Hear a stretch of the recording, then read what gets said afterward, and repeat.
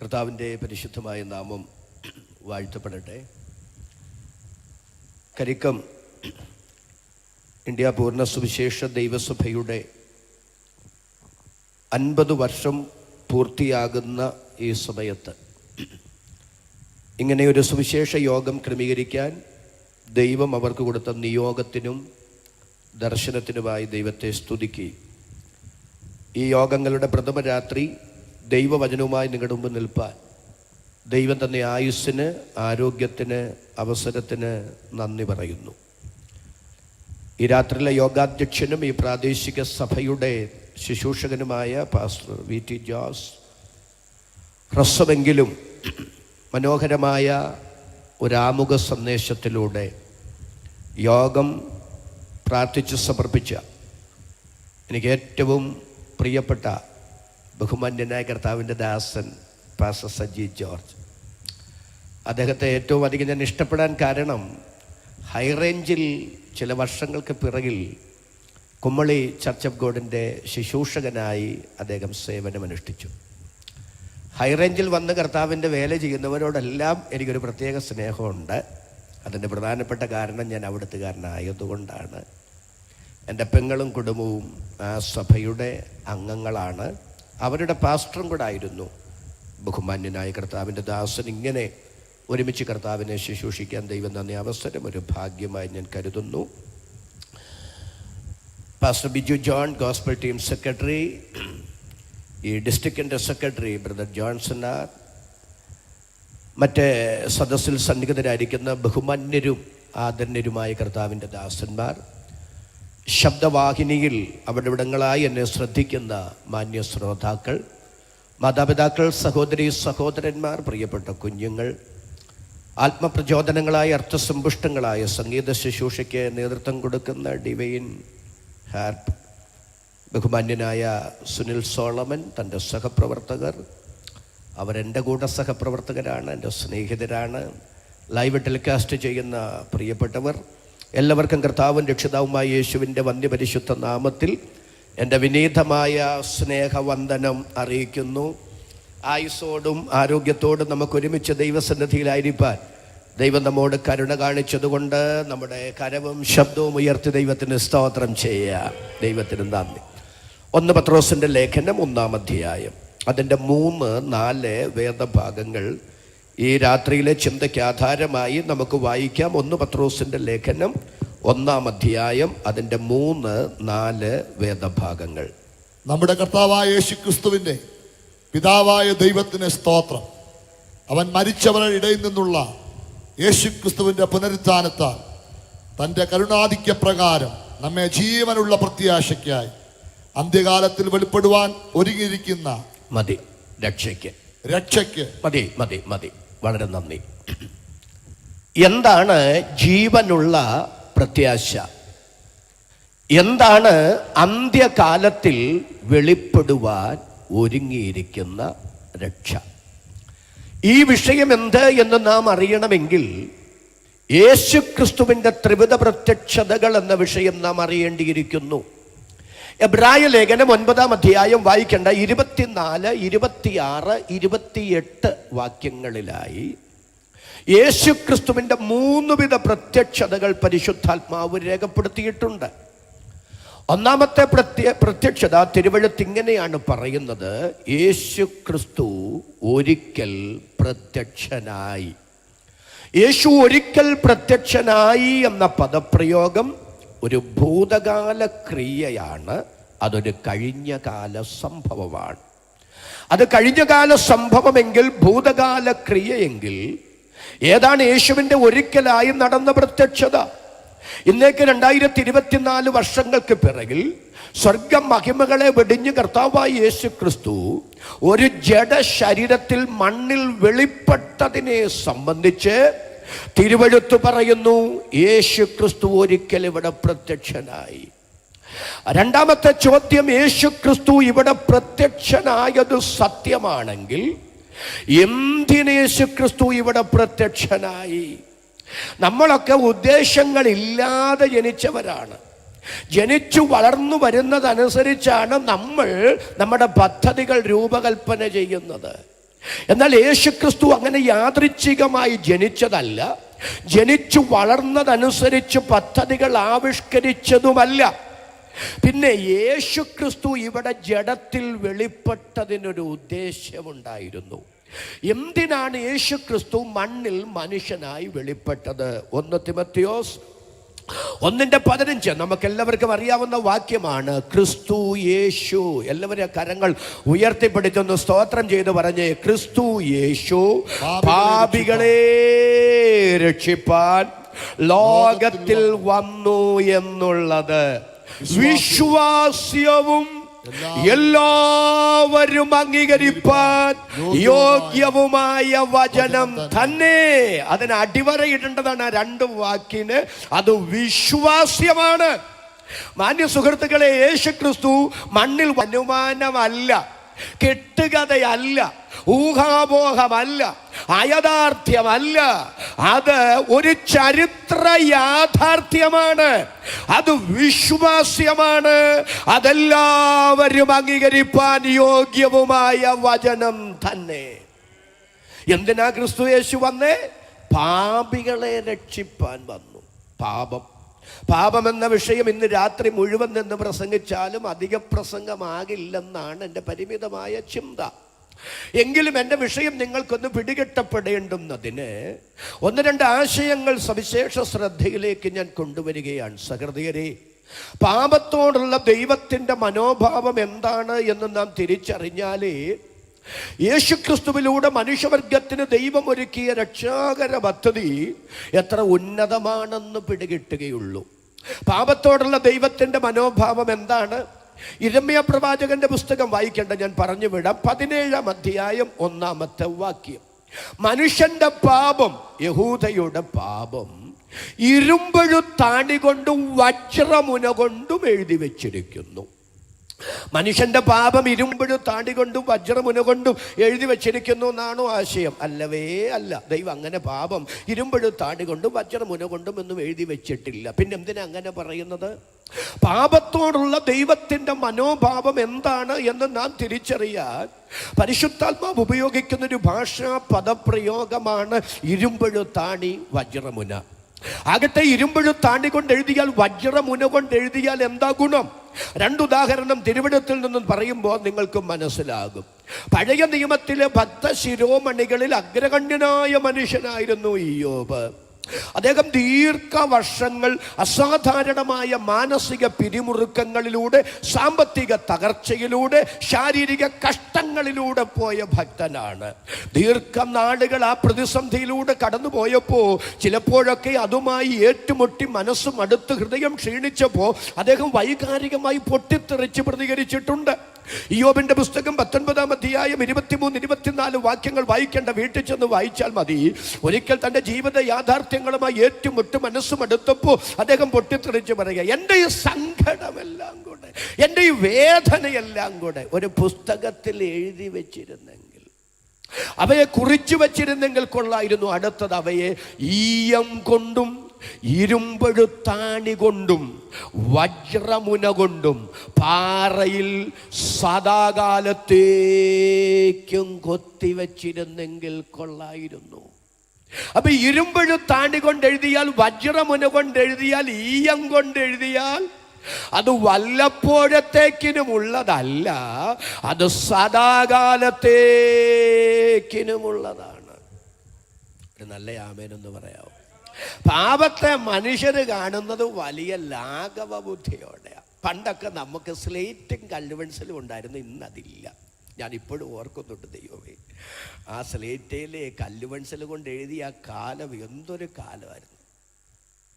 അന്നൊക്കെ സ്ലേറ്റയിൽ കല്ലുപെൻസിൽ കൊണ്ട് എഴുതുമ്പോൾ ചില അമ്മമാര് മോളോട് പറയും, 1-ാം ക്ലാസ്സിലൊക്കെ പഠിക്കുമ്പോഴേ, മോളൊന്ന് ആ എഴുതിക്കേ, കുഞ്ഞാണെന്നുള്ള നിലയിൽ ആ എന്ന് പറഞ്ഞ സ്ലേറ്റയിൽ ഇങ്ങനെ എഴുതുക. എഴുതി അവസാനിപ്പിക്കുമ്പോൾ ആ അറിയാവുന്ന അമ്മയ്ക്ക് മനസ്സിലാകുന്നതല്ല, ആ അല്ല വേറെ ഏതാണ്ട. ഉടനെ അമ്മ മൂക്കത്ത് വിരൽ വെച്ചുകൊണ്ട് പറയാം, അയ്യോ എൻ്റെ പൊന്നുമോളെ, ഭേബ മോളെ, ഇത്രയും നാള് സ്കൂളിൽ പഠിക്കാൻ പോയിട്ടും ആ എഴുതാൻ പഠിച്ചില്ലേ? മുൻചുണ്ടിക്കാരി കുഞ്ഞിനുണ്ടോ? അത് സഹിക്കുന്നു. അതല്പം തുപ്പല കൈവെള്ളയിലോട്ട് തെറിപ്പിച്ചിട്ട് തെറ്റിയ ആയുടെ പുറത്തുകൂടെ മെല്ലെ ആ കൈ ഓടിക്കുമ്പോൾ സ്ലേറ്റ് കല്ല് പെൻസിൽ കൊണ്ട് എഴുതി ആ മാഞ്ഞു പോകുമായിരുന്നു. മനുഷ്യര് പാപത്തെ ഇങ്ങനെ കാണുന്നത്, സ്ലേറ്റ് കല്ല് പെൻസിൽ കൊണ്ട് എഴുതി പിന്നെ മായ്ച്ചു കളയാൻ പറ്റുന്ന പരുവത്തിലാണ് മനുഷ്യൻ പാപത്തെ കാണുന്നത്. എന്നാൽ ഇന്ന് രാത്രി സുവിശേഷത്തിൻ്റെ സന്ദേശം ഞാൻ നിങ്ങളോട് പറയുകയാണ്. പാപം കളിയല്ല, പാപം തമാശല്ല, പാപം നേരം പോക്കല്ല, പാപം സമയം കൊല്ലി അല്ല. പാപത്തെ ഗൗരവമായി കാണുന്ന ഒരു ദൈവം ഉയരത്തിൽ ജീവിക്കുന്നു. ദൈവം പാപത്തെ കാണുന്നത് പോലെ പാപത്തെ കാണാൻ കൃപ തരണമെന്ന് സ്തോത്രം ചെയ്ത് പ്രാർത്ഥിക്കുന്നവരുടെ കരം ഞാൻ ഒന്നുകൂടെ കാണട്ടെ. കരവും ശബ്ദവും ഉയർത്തി ദൈവത്തിന് സ്തോത്രം ചെയ്യാം. ഈയം കൊണ്ടും ഇരുമ്പെഴുത്താണി കൊണ്ടും വജ്രമുന കൊണ്ടും എഴുതിയാൽ അത് വല്ലപ്പോഴത്തേക്കിനുമുള്ളതല്ല, അത് സദാകാലത്തേക്കിനുമുള്ളതാണ്. മറ്റൊരു ഉദാഹരണം തിരുവെഴുത്തിൽ നിന്നും പറയാം. യെശയ്യാ പ്രവാചകന്റെ പുസ്തകം 20-ാം അധ്യായം 1-ാമത്തെ വാക്യമാണ്. അവിടെ ഇങ്ങനെ എഴുതി വച്ചിരിക്കുന്നു,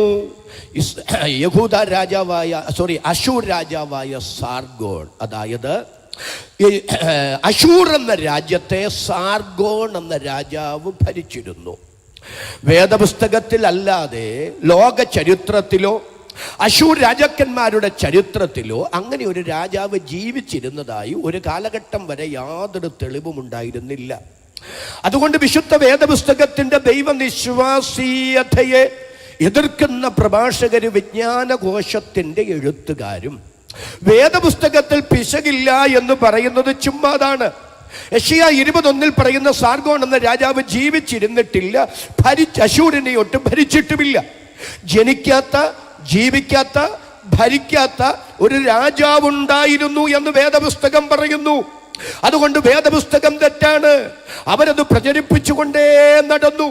വിജ്ഞാനകോശങ്ങൾ എഴുതി പിടിപ്പിച്ചു.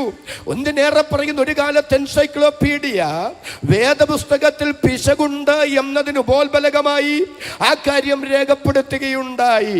എന്നാൽ AD 1482 പോളമയിൽ ബോട്ട എന്ന് പറയുന്നൊരു ഭൂഗർഭ ഗവേഷകൻ അശൂരിന്റെ തലസ്ഥാനമായ നിനവെ പട്ടണം ഉത്ഖനനം നടത്തി. അങ്ങനെ ഭൂഗർഭ ഗവേഷണം നടത്തി ചെല്ലുമ്പോൾ ധാരാളം ശിലാഫലകങ്ങൾ അദ്ദേഹത്തിന് കിട്ടി. ആ ശിലാഫലകങ്ങളിൽ അശൂർ രാജാക്കന്മാരുടെ പേരുകൾ ആലേഖനം ചെയ്തിരിക്കുന്നു. ധാരാളം പേരുകളുടെ ഇടയിൽ സാർഗോന്റെ പേരുമുണ്ടായിരുന്നു. അത് മാത്രമല്ല, സാർഗോനെ കുറിച്ച് മാത്രം രേഖപ്പെടുത്തിയിരിക്കുന്ന ശിലാലിഖിതങ്ങൾ അദ്ദേഹത്തിന് കിട്ടി.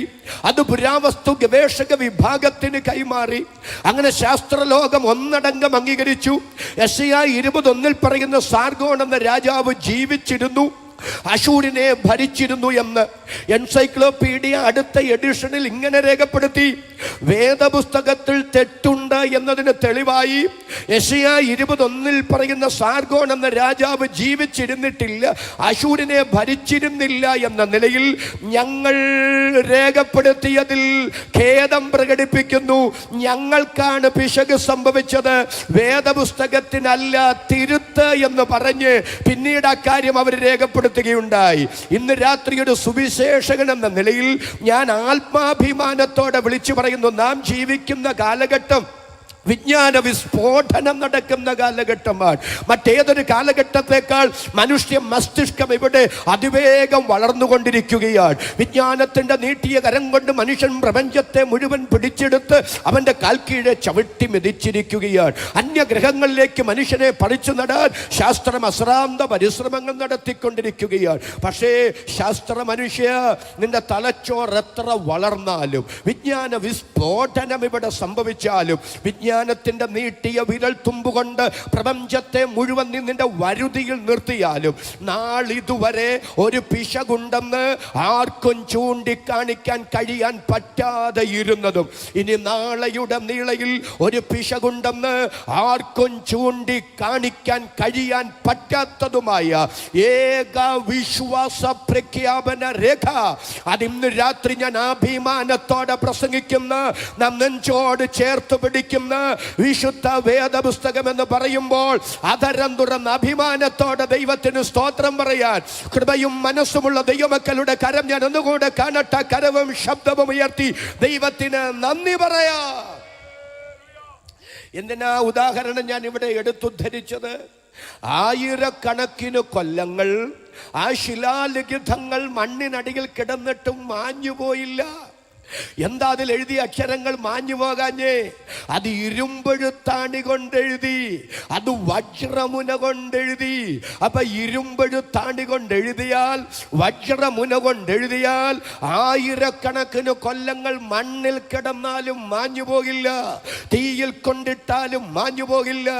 മനുഷ്യ, നിന്റെ പാപം ഇരുമ്പെഴുത്താണി കൊണ്ടും വജ്രമുന കൊണ്ടും എഴുതി വച്ചിരിക്കുന്നു എന്ന് പറഞ്ഞാൽ മാന്യ സുഹൃത്തെ, അർത്ഥം ലളിതമാണ്. ഇത്രയുള്ളൂ. നിങ്ങളുടെ സൂത്രപ്പണി കൊണ്ടൊന്നും മായ്ച്ചു കളയാൻ പറ്റുന്നതല്ല പാപത്തിന്റെ കനത്ത കറ. എന്നാൽ അത് കഴുകിക്കളയാൻ ഗൗരവമായ ഒരു രക്ഷാകര പദ്ധതി എന്റെ ദൈവം യേശു ക്രിസ്തുവിലൂടെ ഒരുക്കി. അത് പറയാനാ ഞങ്ങൾ ഈ യോഗം ഇവിടെ ക്രമീകരിച്ചത്. അത് പറയുന്നതാ സുവിശേഷം. അത് പറഞ്ഞാലേ സുവിശേഷമാകുകയുള്ളൂ. എന്നോട് ചേർന്നാമേൻ പറയാൻ എത്ര പേർക്ക് മനസ്സുണ്ട്? അടുത്തൊരു ചോദ്യത്തിന് കൂടെ മറുപടി പറഞ്ഞിട്ട് നമുക്ക് വിഷയത്തിലേക്ക് വരാം. യേശു ക്രിസ്തുവിന് ആവശ്യമില്ലാത്ത, യേശു ക്രിസ്തുവിലൂടെ ദൈവം ഒരുക്കിയ പാപപരിഹാരം, രക്ഷ ആവശ്യമില്ലാത്ത ഏതെങ്കിലും ഒരു മനുഷ്യനുണ്ടോ?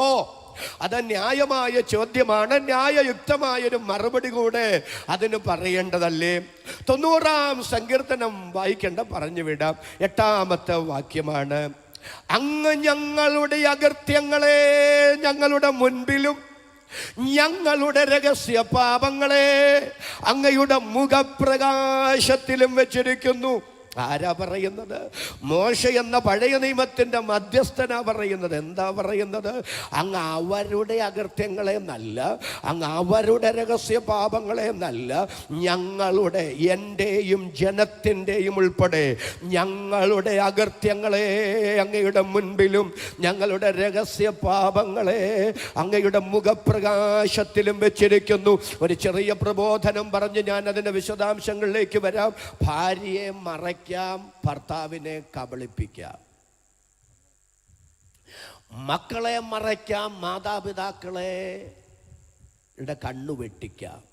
നിയമത്തിൻ്റെ കണ്ണിൽ പൊടി വാരിയിട്ട് രക്ഷപ്പെടാം. പക്ഷേ മറയ്ക്കാൻ കഴിയാത്ത, ഒളിക്കാൻ കഴിയാത്ത, പൊടി വാരിയിട്ട് രക്ഷപ്പെടാൻ കഴിയാത്ത ഒരിടമുണ്ട്. അത് സർവശക്തനായ ദൈവമാണ്. അഗ്നിജ്വാലയ്ക്കൊത്ത കണ്ണുള്ള, നമ്മുടെ നിരൂപണങ്ങളെ ദൂരത്തു നിന്ന് ഗ്രഹിക്കുന്ന സർവശക്തനായ ദൈവത്തിൻ്റെ മുൻപാകെ ഒരു പരമാർത്ഥ ജീവിതം നയിക്കാൻ എനിക്ക് കൃപ തരണമെന്ന് സ്തോത്രം ചെയ്ത് ദൈവത്തോട് പ്രാർത്ഥിക്കുന്ന എത്ര ദൈവമക്കൾ ഇന്ന് രാത്രി ഗ്രൗണ്ടിൽ വന്നിട്ടുണ്ട്? അവരാ കരവും ശബ്ദവും ഉയർത്തി ഒരിക്കൽ കൂടി ദൈവത്തിന് നന്ദി പറയാം. ദൈവത്തിന് സ്തോത്രം. മോശയെ പോലൊരു മനുഷ്യന് പാപബോധം തോന്നുക എന്നുള്ളത് അല്പ അസംഭവ്യമായ കാര്യമാണ്. ആരാണ് മോശ? മോശ ആരാന്ന് 3 കാര്യങ്ങൾ പറയുമ്പോൾ നിങ്ങൾക്ക് പിടികിട്ടും. ലക്ഷോപലക്ഷം ജനവുമായി ആ ദൈവ മനുഷ്യൻ മിസ്രൈമിൽ നിന്ന് കനാനെ ലക്ഷ്യമാക്കി യാത്ര ചെയ്യുകയാണ്. പക്ഷെ മാർഗ തടസ്സമായി ചെങ്കടൽ മുമ്പിൽ കൂടി ഒഴുകുന്നു. അദ്ദേഹത്തിന് മുമ്പാരും വടി നീട്ടി, കൈ നീട്ടി കടൽ പിളർത്തിയതായി അദ്ദേഹം കേട്ടിട്ട് പോലുമില്ല. പക്ഷെ ആ ദൈവ മനുഷ്യൻ വടി നീട്ടിയപ്പോൾ, കൈ നീട്ടിയപ്പോൾ കടൽ 2ആയി പിളർന്നു മാറി. എങ്ങനെ കടൽ പിൻവാങ്ങിയത്? മോശയുടെ കൈയുടെ ശക്തി കൊണ്ടാണോ, വടിയുടെ അധികാരം കൊണ്ടാണോ? ഇത് 2 കൊണ്ടുമല്ല. പിന്നെ അതെങ്ങനെ സംഭവിച്ചു എന്ന് യെശയ്യാ 63 രേഖപ്പെടുത്തിയിട്ടുണ്ട്. മോശ തൻ്റെ ബലഹീന കരം ആ കടലിനു മീതെ നീട്ടിപ്പിടിച്ചപ്പോൾ മറ്റൊരു കരം ആ കരത്തിനു മുകളിൽ വന്നു നിന്നു. ഏതു കരം? ആകാശത്തെ വിരിച്ച, ഭൂമിക്ക് അടിസ്ഥാനമിട്ട, തൻ്റെ ഭക്തനോട് മുൻപോട്ട് പോകാൻ പറഞ്ഞ മഹാദൈവത്തിൻ്റെ കരം ആ ബലഹീന കരത്തിനു മുമ്പിൽ വന്നു നിന്നപ്പോൾ ചെങ്കടൽ കടൽ രണ്ടായി പിരിഞ്ഞു മാറി. അതുകൊണ്ട് ആ സങ്കീർത്തനക്കാരൻ ഇങ്ങനെ പറയുന്നത്, സമുദ്രം കണ്ടോടിയെന്ന്. സമുദ്രം എന്ത് കണ്ടിട്ടാ ഓടിയത്? മോശയുടെ കൈ കണ്ടിട്ടല്ല, മോശയുടെ വടി കണ്ടിട്ടുമല്ല. പക്ഷേ ആ കരത്തിനു മുകളിൽ മറ്റൊരു കരം വന്നു പതിക്കുന്നത് സമുദ്രം കണ്ട ഓടിയെങ്കിൽ, ഇന്ന് രാത്രി ഞാൻ ആത്മനിറവിൽ ഈ യോഗത്തിൽ വചനത്തിന്റെ ദൂത് വിളിച്ചു പറയുകയാണ്. നിന്റെ നിയോഗത്തിനെതിരെ, തൈരാം തന്ന മിനിസ്ട്രിക്കെതിരെ, ദൈവം തന്ന ദർശനത്തിനെതിരെ ഈ രാത്രി തടസ്സമായി നിൽക്കുന്ന ശക്തികൾ എത്ര പ്രബലമെങ്കിലും, ദൈവത്തിന് സ്തോത്രം, പരിശുദ്ധാത്മാവ് ഇന്ന് രാത്രി ചിലരോട് അതിശക്തമായി വിളിച്ചു പറയുന്നു. പ്രതീക്ഷിക്കാത്ത ചില പ്രതിസന്ധികൾ മുമ്പിൽ വന്നു നിന്നു എന്നുള്ളത് കൊണ്ട് തമ്പുരാൻ തന്ന നിയോഗം ഇട്ടെറിഞ്ഞു പോകരുത്. ദൈവം തന്ന നിയോഗത്തിൽ പിടിച്ചു നിന്നുകൊള്ളുക. നിന്റെ നിയോഗത്തിനെതിരെ ചലിക്കുന്ന പ്രതിസന്ധികളിൽ സർവശക്തന്റെ ഇടപെടൽ ഉണ്ടാകുമെന്ന് ഇന്ന് രാത്രി ആത്മാ ഉറപ്പു തരുമ്പോൾ അതരം തുറന്ന് ആമേൻ പറയാൻ എത്ര പേർക്ക് മനസ്സുണ്ട്? അവർക്കായി ഞാൻ ദൈവത്തെ സ്തുതിക്കുന്നു. യേശു ക്രിസ്തുവിന്റെ നാമത്തിൽ അതങ്ങനെ സംഭവിക്കട്ടെ. രാത്രി പരിശുദ്ധാത്മാവ് ഒരു നിയോഗം എനിക്ക് തരുന്നു. ചിലരുടെ നിയോഗങ്ങൾക്കെതിരെ, ചിലരുടെ ദർശനത്തിനെതിരെ, ദൈവം തന്ന മിനിസ്ട്രിക്കെതിരെ, നിന്റെ ആത്മീക ജീവിതത്തിനെതിരെ, ദൈവസഭകളുടെ വളർച്ചയ്ക്കെതിരെ ഈ രാത്രി പ്രതീക്ഷിക്കാത്ത പ്രതിസന്ധികൾ മാർഗ തടസ്സമായി നിൽക്കുമ്പോൾ സർവശക്തന്റെ കരം നിനക്ക് അനുകൂലമായി ചലിക്കാൻ പോകുകയാണ്. ദൈവത്തിന്റെ ഇടപെടലുണ്ടായി ചിലത് പിൻവാങ്ങുന്നത് ഈ ദിവസങ്ങളിൽ നിങ്ങൾ കാണുമെന്ന് ഇന്ന് രാത്രി പരിശുദ്ധാത്മാവ് ചിലരോട് തലയിൽ കൈവച്ചെന്ന വണ്ണം ദൈവാലോചന കൈമാറുമ്പോൾ ആർത്തു ദൈവത്തിന് സ്തോത്രം പറയാൻ, ദൈവത്തിന് നന്ദി പറയാൻ എത്ര പേര് ഈ ഗ്രൗണ്ടിൽ വന്നിട്ടുണ്ട്? അവർ ആധാരം തുറന്ന് അല്പനിമിഷം ഇന്ന് രാത്രി ദൈവത്തിന് സ്തോത്രം ചെയ്യാൻ വിശ്വസിക്കുന്നവർക്ക് വേണ്ടി വ്യാപരിക്കുന്ന ദൈവശക്തി ഈ ഗ്രൗണ്ടിൽ ഇന്ന് രാത്രി വ്യാപരിക്കട്ടെ.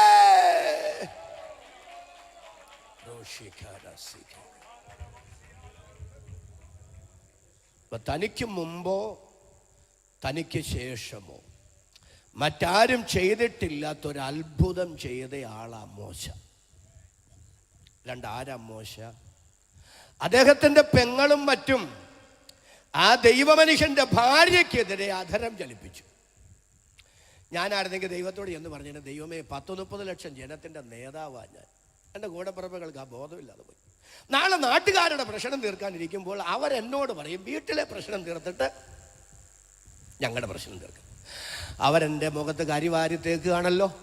ഈ വിഷയത്തിൽ അങ്ങ് ഇടപെട്ടല്ലാതെ ഇനി ഞാൻ വെള്ളം കുടിക്കുകയാണെന്നും പറഞ്ഞ് ഞാനാണ് ഉപവസിച്ചേനെ, പ്രാർത്ഥിച്ചേനെ, ആ വിഷയത്തിൽ ഇടപെടാൻ ദൈവത്തോട് ആവശ്യപ്പെട്ടേനെ. പക്ഷെ മോശ ഉപവസിച്ചില്ല, മോശ പ്രാർത്ഥിച്ചില്ല, ആ വിഷയത്തിൽ ഇടപെടാൻ മോശ ദൈവത്തോട് ആവശ്യപ്പെട്ടില്ല.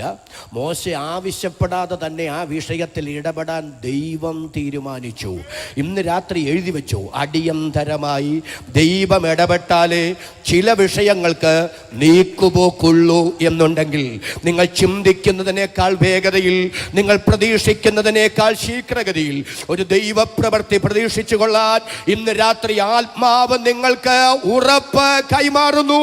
വിശ്വാസത്താൽ ആമേൻ പറയാൻ എത്ര പേർക്ക് മനസ്സുണ്ട്? ദൈവം മിരിയാമിനെ ശിക്ഷിച്ചു. മിരിയാം കുഷ്ഠരോഗിയായി പോയി. ഉടനെ മോശ വക്കാലത്തുമായിട്ടൊക്കെ ചെല്ലും, ദൈവമേ അവളോട് ക്ഷമിക്കണേന്നും പറഞ്ഞു ഉറക്ക നിലവിളിച്ചെന്ന്. പക്ഷേ ആ നിലവിളി ഒന്നും ദൈവം കേട്ടില്ല, വക്കാലത്തൊന്നും ദൈവം ഏറ്റെടുത്തില്ല. 7 ദിവസം അവളെ പാളയത്തിന് പുറത്താക്കിയേക്കാൻ പറഞ്ഞു. സ്വന്തം കൂടപ്പിറപ്പ് അദ്ദേഹത്തിൻ്റെ ഭാര്യയ്ക്കെതിരെ ആധരം ചലിപ്പിച്ചപ്പോൾ അവളെ ശിക്ഷിച്ചുകൊണ്ട് തൻ്റെ ഭക്തനോടുള്ള ഉത്തരവാദിത്വം എന്താണെന്ന് വെളിപ്പെടുത്തിയ ദൈവമാ ഇന്ന് രാത്രി നാം സ്തോത്രം ചെയ്ത് ആരാധിക്കുന്ന ദൈവമെങ്കിൽ എന്തിനാ ടെൻഷൻ? മറ്റാരേക്കാൾ, മറ്റെന്തിനേക്കാൾ എന്നെക്കുറിച്ച് കരുതലും ഉത്തരവാദിത്വ ബോധവുമുള്ള ഒരു നല്ല കർത്താവ് ജീവിക്കുന്നു എന്നറിഞ്ഞ് ഈ രാത്രി നിരാശകളെ മറികടക്കട്ടെ. ഇനി ആരാ മോശ? മോശയുടെ ഒക്കെ കാലത്ത് കോരകം കൂട്ടരും കൂടെ 250 പേരെ അദ്ദേഹത്തിനെതിരെ രഹസ്യ കമ്മിറ്റി കൂടി പ്രമേയം പാസാക്കി മറ്റൊരു നേതാവിനെയൊക്കെ തെരഞ്ഞെടുത്തൊരു മടങ്ങിപ്പോക്കിന് പദ്ധതി തയ്യാറാക്കി. ആ കാലത്തിന്റെ പ്രത്യേകത, അന്ന് മരിച്ചവർ മരിച്ചു കഴിയുമ്പോൾ ജീവിച്ചിരിക്കുന്നവർ മരിച്ചവരെ കുഴിവെട്ടി അടക്കുന്ന പതിവാണ് ഉണ്ടായിരുന്നത്. കരിക്കത്തും കൊട്ടാരക്കരയിലും ഓടനാവട്ടത്തും ആയൂരും അഞ്ചലിലും കുമ്മളിയിലും കോഴഞ്ചേരിയിലും പുല്ലാട്ടും കുമ്പനാട്ടും റാന്നിയിലും എല്ലായിടത്തും ഒരു കാലത്ത് മരിച്ചവരും മരിച്ചു കഴിയുമ്പോൾ ജീവിച്ചിരിക്കുന്നവരവരെ കുഴിവെട്ടി അടക്കുന്ന പതിവാണ് ഉണ്ടായിരുന്നത്. പക്ഷെ ഇന്ന് കാലം മാറി. ഇന്നാരും മരിച്ചിട്ട് കുഴിവെട്ടാൻ പോകണ്ട, കുഴി റെഡിയാണ്. ടെൻഷനൊന്നും വേണ്ട കേട്ടോ.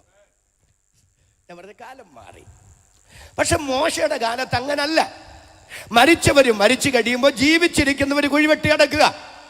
പക്ഷെ മോശയ്ക്കെതിരെ അധരം ചലിപ്പിച്ച രഹസ്യ പദ്ധതികൾ തയ്യാറാക്കിയ കോരഹും കൂട്ടരും മരിച്ചില്ല. അവര് മരിച്ചിട്ട് ജീവിച്ചിരുന്നവരാരും കുഴിവെട്ടേണ്ടിയും വന്നില്ല. അവര് ജീവനോടിരിക്കെ ഒരു മനുഷ്യനും കുഴിവെട്ടാതെ ഭൂമി തന്നെ ശവക്കുഴി തുറന്ന് അവരെ വിഴുങ്ങിക്കളഞ്ഞു.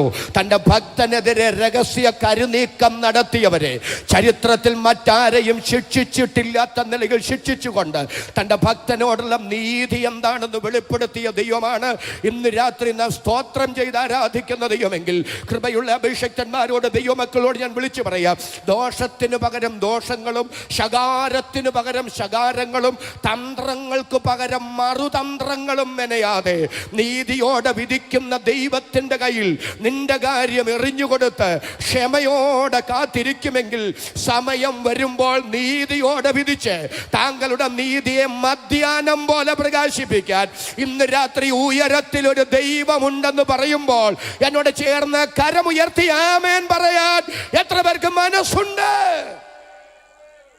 ആ മനുഷ്യനാണ് മോശ.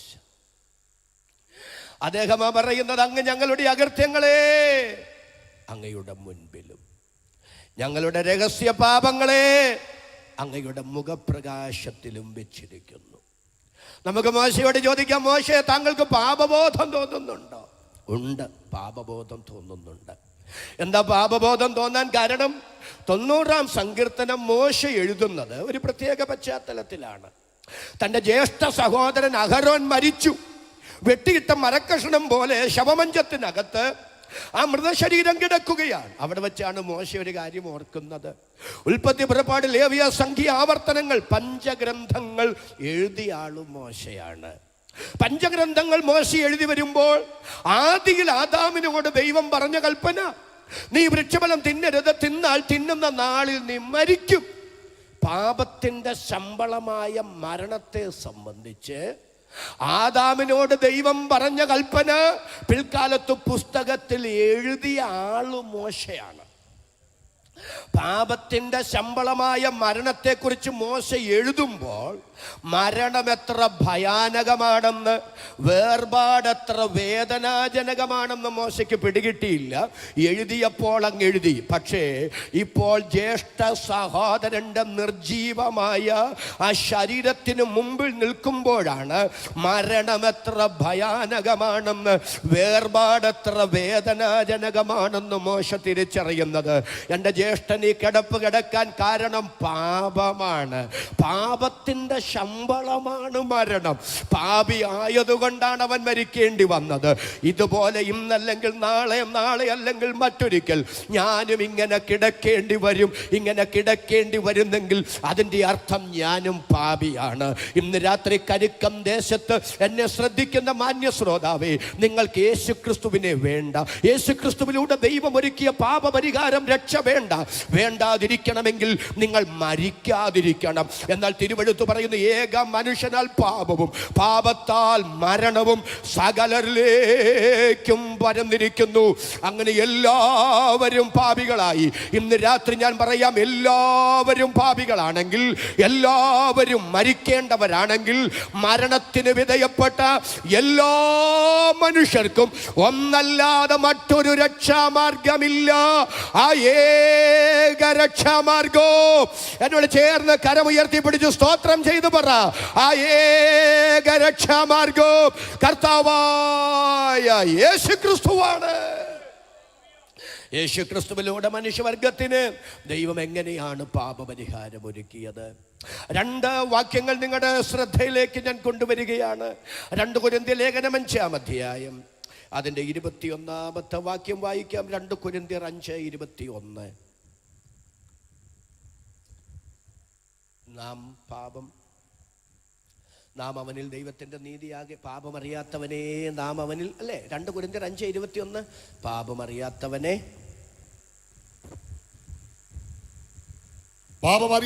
നാം അവനിൽ ദൈവത്തിന്റെ നീതിയാകേണ്ടതിന് അവൻ നമുക്ക് വേണ്ടി ശബ്ദം ഉയർത്തിയിട്ട് നല്ല ആമേൻ എന്ന് പറയാമോ? പാപമറിയാത്തവനെ നാം അവനിൽ ദൈവത്തിന്റെ നീതിയാകേണ്ടുന്നതിന് അവൻ നമുക്ക് വേണ്ടി പാപമാക്കി. ഈ പന്തലിന്റെ കീഴിൽ ഇന്ന് രാത്രി ഇരിക്കുന്നവരെ മാത്രമല്ല, വീടുകളിലോ വീഥികളിലോ ഈ സന്ദേശം ശ്രദ്ധിക്കുന്ന ഏതെങ്കിലും ഒരു വ്യക്തി ഉണ്ടെങ്കിൽ അവരെ കൂടെ ലക്ഷ്യമിട്ട് ഞാൻ അവർക്കും കൂടെ മനസ്സിലാകുന്നത് പോലെ ആ കാര്യം വിശദീകരിക്കാം. സഹൃദയരെ, 4ാം ലോകൈക്യ സാമ്രാജ്യമായ റോമൻ സാമ്രാജ്യം, ആ റോമൻ സാമ്രാജ്യത്തിന്റെ ഭരണഘടന, ആ ഭരണഘടനയുടെ ചുവട് പിടിച്ചാണ് ബ്രിട്ടീഷുകാരുടെ ഭരണഘടന ഉണ്ടായത്. ബ്രിട്ടീഷുകാരുടെ ഭരണഘടനയുടെ നല്ല അംശങ്ങൾ കൂടി ഒപ്പിയെടുത്താണ് ഇന്ത്യ മഹാരാജ്യത്തിന്റെ ഭരണഘടന ഉണ്ടായത്. നമ്മുടെ ഭരണഘടനാ ശില്പികളൊക്കെ നമുക്ക് വിഭാവന ചെയ്ത ഒരു യാഥാർത്ഥ്യമുണ്ട്. 1000 കുറ്റവാളികൾ രക്ഷപ്പെട്ടാലും ഒരു നിരപരാധി ശിക്ഷിക്കപ്പെടാൻ പാടില്ല. പ്രമാദമായ ചില കേസുകളിലൊക്കെ അവർക്ക് കടുത്ത ശിക്ഷ കിട്ടുമെന്ന പ്രതീക്ഷയിൽ കണ്ണിൽ എണ്ണയൊഴിച്ച് നമ്മൾ കാത്തിരിക്കുന്ന സമയത്ത് വിധി വരികയാണ്. വിധി നിരാശപ്പെടുത്തുന്ന വിധികളാകും ചിലപ്പോൾ. അവരെ വെറുതെ വിട്ടിരിക്കുന്നു. അപ്പൊ നമ്മുടെ ധാർമ്മിക രോക്ഷം അണപൊട്ടി ഒഴുകും. നമ്മൾ പറയും, നീതിപീഠം പോലും ഇങ്ങനെയായാൽ മനുഷ്യർക്ക് എവിടെ നിന്ന് പിന്നെ നീതി പ്രതീക്ഷിക്കാൻ പറ്റും? നമ്മൾ അങ്ങനെയൊക്കെ പറയുമ്പോൾ മറുവശം നമ്മൾ ചിന്തിക്കണം. ബഹുമാനപ്പെട്ട നീതിപീഠത്തിന്റെ മുമ്പിലുള്ള നിയമം എന്താ വ്യക്തമാക്കുന്നത്? 1000 കുറ്റവാളികൾ രക്ഷപ്പെട്ടാലും എന്താ അതിന്റെ അർത്ഥം? സംശയാതീതമായി 100% അദ്ദേഹം കുറ്റവാളിയാണെന്ന് ബഹുമാനപ്പെട്ട കോടതിക്ക് ബോധ്യമായാൽ മാത്രമേ ശിക്ഷിക്കൂ. 1% അദ്ദേഹത്തിന് ആ കാര്യത്തെക്കുറിച്ച് ബോധ്യമില്ലെങ്കിൽ 99% ബോധ്യം വിട്ടേര്, 1% കുറ്റവാളിയാണോ എന്നൊരു സന്ദേഹമുണ്ടെങ്കിൽ വെറുതെ വിട്ടേക്കണം. കാരണം നീതി വിളിച്ചു പറയുന്നത്, ഭരണഘടന ഉയർത്തിപ്പിടിക്കുന്നത്, ആരും നിരാശപ്പെടുകയൊന്നും ചെയ്യരുത് കേട്ടോ. 1000 കുറ്റവാളികൾ രക്ഷപ്പെട്ടാലും ഒരു നിരപരാധി ശിക്ഷിക്കപ്പെടാൻ പാടില്ലെന്ന. ഇതെവിടെ തുടങ്ങിയതാ? ഇന്നും ഇന്നലെയും തുടങ്ങിയതല്ല, റോമൻ സാമ്രാജ്യത്തിന്റെ കാലത്ത് തുടങ്ങിയതാണ്. അങ്ങനെയാണെങ്കിൽ ആ ഭരണഘടനയുടെ മൂല്യം ഉയർത്തിപ്പിടിക്കുന്ന പൊന്തിയോസ് പീലാത്തോസ് എന്ന ന്യായാധിപന്റെ മുമ്പിൽ അല്ല, അതിനു മുമ്പ് ഹന്നാവും കയ്യപ്പാവും എന്ന യഹൂദ മഹാപുരോഹിതന്മാർ, യഹൂദ മതകോടതിയായ സന്നദ്രി സംഘം, പിന്നീട് പീലാത്തോസ് ഹേരോദാവ്, അവരുടെയൊക്കെ മുമ്പിൽ യേശുവിനെ വിസ്താരത്തിന് കൊണ്ടുവന്നു. പീലാത്തോസ് മറിച്ചും തിരിച്ചും മറിച്ചും യേശുവിനെ വിസ്തരിച്ച് അനന്തരം പൊതുസമൂഹത്തായി വിളിച്ചു പറയുന്നു, ഇദ്ദേഹം നിരപരാധിയാണ്, ഇദ്ദേഹം യാതൊരു കുറ്റവും ചെയ്തിട്ടില്ല. കരിക്കത്തെ മാന്യ പ്രബുദ്ധരായ ശ്രോതാക്കളോട് ഞാൻ ചോദിക്കുന്നു, നിരപരാധി കുറ്റം ചെയ്തിട്ടില്ല എന്ന് പറഞ്ഞിട്ട് അടുത്തതാ ബഹുമാനപ്പെട്ട നീതിപീഠം എന്താ പറയേണ്ടത്? അദ്ദേഹത്തെ വെറുതെ വിടുന്നു എന്നല്ലേ? അല്ലേ? അതല്ലേ പറയേണ്ടത്? അല്ല, കുറ്റവാളിയാണെന്ന് പറഞ്ഞ ശേഷമല്ലേ ശിക്ഷിക്കാൻ അനുവാദമുള്ളൂ? അങ്ങനെ നീതിപീഠത്തിന് യേശുവിനെ ശിക്ഷിക്കണമെന്നുണ്ടെന്നിരിക്കട്ടെ, ഉണ്ടെങ്കിൽ പോലും മനുഷ്യരുടെ കണ്ണിൽ പൊടിയിടാനെങ്കിലും ഇന്ന കുറ്റത്തിന് ശിക്ഷിക്കുന്നു എന്ന് പറയണ്ടേ? പക്ഷെ ലോക ചരിത്രത്തിൽ മനുഷ്യന്റെ കണ്ണിൽ പൊടിയിടാൻ പോലും ഒരു നീതിന്യായ വ്യവസ്ഥിതിക്കും ഒരിത്തിരി അവസരം പോലും കൊടുക്കാതെ മണ്ണിൽ ജീവിച്ചവന്റെ പേരാ ഇന്ന് രാത്രി ഞാൻ അഭിമാനത്തോടെ പ്രസംഗിക്കുന്ന, ഞാൻ സ്തോത്രം ചെയ്ത് ആരാധിക്കുന്ന നമ്മുടെ പൊന്നു കർത്താവ് എന്ന് പറയുമ്പോൾ അണപൊട്ടി ഒഴുകുന്ന ആവേശത്തിൽ കരമുയർത്തി ദൈവത്തിന് സ്തോത്രം പറയാൻ എത്ര പേർക്ക് മനസ്സുണ്ട്? അവർക്കായി ഞാൻ ദൈവത്തെ സ്തുതിക്കുന്നു. പോരാ, ആ കരമടിച്ച് ഈ രാത്രി നമ്മുടെ കർത്താവിന് ആരാധന അർപ്പിക്കാം. ആ പവിത്ര നാമം എന്റെ ആധാരത്തിലെടുക്കാൻ, ആ സന്ദേശത്തിന്റെ വൈതാവായി നിൽക്കാൻ സാധുവായ എന്നോട് എന്റെ ദൈവം കാണിച്ച കരുണയ്ക്കായി ഈ രാത്രി ഞാൻ ദൈവത്തെ സ്തുതിക്കുന്നു. എന്തുകൊണ്ട് നിരപരാധി എന്ന് പറഞ്ഞിട്ട്, കുറ്റം ചെയ്തിട്ടില്ല എന്ന് പറഞ്ഞിട്ട് യേശുവിനെ വെറുതെ വിടാതെ ക്രൂശിക്കാൻ വിട്ടുകൊടുത്തു. അതിൻ്റെ മർമ്മം ഇന്ന് രാത്രി ദേശം അറിയണം. അത് പീലാത്തോസിൻ്റെ തീരുമാനമായിരുന്നില്ല, പിന്നെ സ്വർഗീയ കോടതിയുടെ നിർണയമായിരുന്നു. പാപമറിയാത്ത യേശു ക്രിസ്തുവിനെ മുഴുമനുഷ്യവർഗത്തിനും പാപമാക്കിക്കൊണ്ട്, പാപിയായ മനുഷ്യ, നിനക്ക് ദൈവമൊരുക്കിയ പാപ പരിഹാര മാർഗമാണ് നസ്രയനായ യേശു. അല്പം കൂടെ ആഴത്തിൽ ക്രൂശിന് ചുവട്ടിലേക്ക് ഞാൻ നിങ്ങളെ വിളിക്കുകയാണ്. 1 പത്രോസിന്റെ ലേഖനം 2-ാം അധ്യായം 24-ാമത്തെ വാക്യം നാം പാപം സംബന്ധിച്ച്, ആമേൻ, 1 പത്രോസ് 2:24, നാം പാപം സംബന്ധിച്ച് മരിച്ച് നീതിക്ക് ജീവിക്കേണ്ടതിന് അവൻ തന്റെ ശരീരത്തിൽ നമ്മുടെ പാപങ്ങളെ ചുമന്നുകൊണ്ട് ക്രൂശിന്മേൽ കയറി അവന്റെ അടിപ്പിണരാൽ നിങ്ങൾക്ക് സൗഖ്യം വന്നു. എന്റെ പ്രിയപ്പെട്ടവരെ, ആ വാക്യത്തിനകത്തൊരു ദൈവശക്തിയില്ലേ? നാം പാപം സംബന്ധിച്ച് മരിച്ച് നീതിക്ക് ജീവിക്കേണ്ടുന്നതിന് യേശു തൻ്റെ ശരീരത്തിൽ നമ്മുടെ പാപങ്ങളെ ചുമന്നു, ക്രൂശിന്മേൽ കയറി. നമ്മുടെ കർത്താവിൻ്റെ അടിപ്പിണരാൽ നമുക്ക് സൗഖ്യം വന്നുമിരിക്കുന്നു. ഞാനൊരു പെന്തക്കോസ്ത് കുടുംബത്തിൽ ജനിച്ച ആളല്ല. 13-ാമത്തെ വയസ്സിലാണ് ഈ വിശ്വാസ സത്യത്തിലേക്ക് ഇറങ്ങിത്തിരിക്കാൻ എനിക്ക് അവസരമുണ്ടായത്. അതിനു മുമ്പ് ഞാൻ പിറന്നു വീണു വളർന്ന വീട്ടിൽ എന്നെ പഠിപ്പിച്ചിരുന്നത് ഈശോ മിശിഹ പാപമെല്ലാം ക്രൂശിൽ ചുമന്നു എന്നായിരുന്നു. അതുകൊണ്ട് എൻ്റെ ചെറുപ്രായത്തിലെ ക്രൂശെടുത്ത് മുത്തോട് മുത്തുമുത്തി ഭയഭക്തി ബഹുമാൻ ആദരവോടെ പാടുമായിരുന്നു.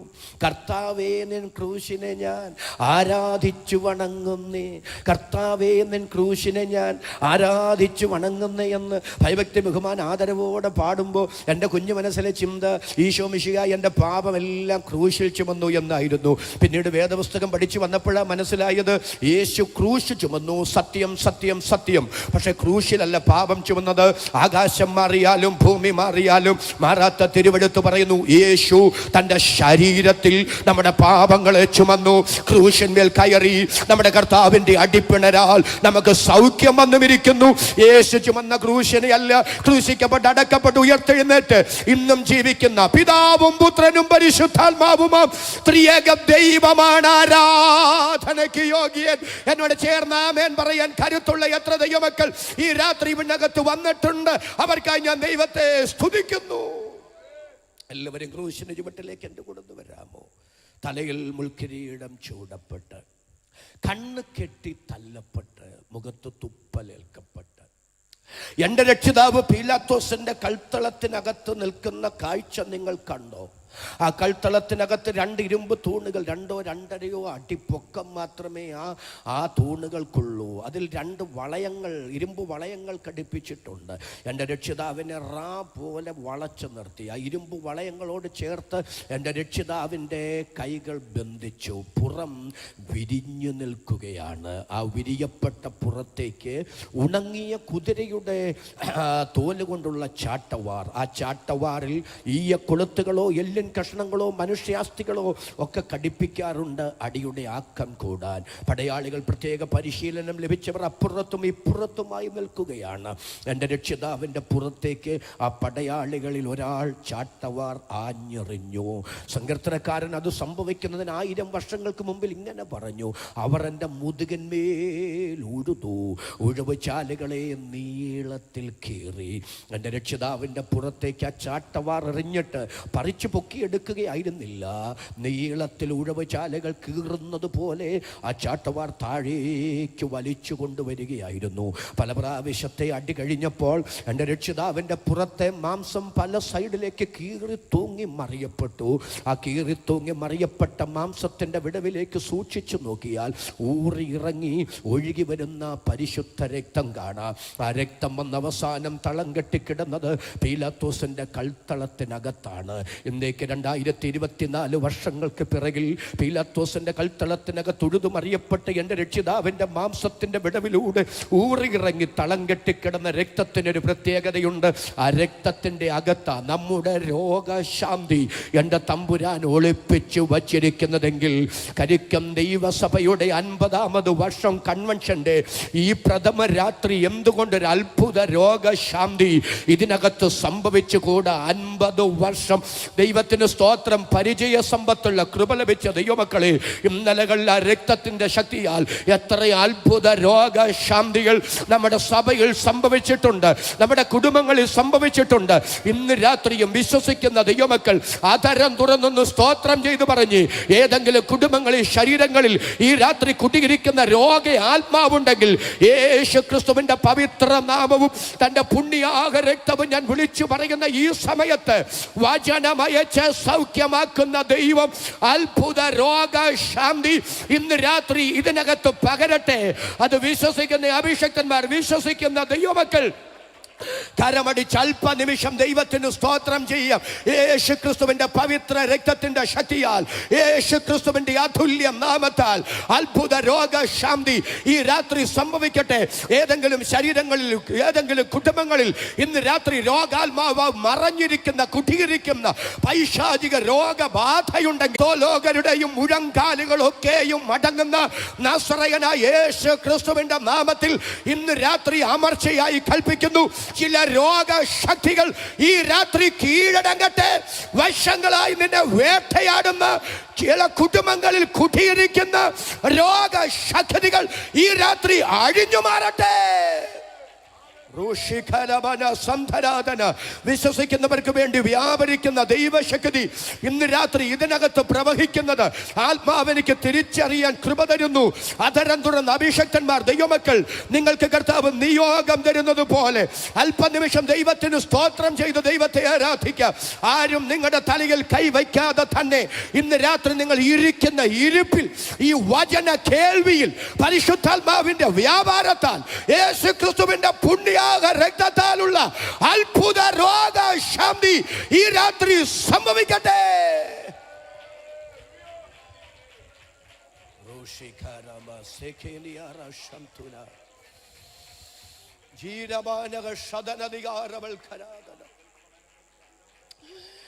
രാത്രി പരിശുദ്ധാത്മാവിനോട് പറയുന്നൊരു നിയോഗത്തിൽ ഞാൻ പറയുകയാണ്.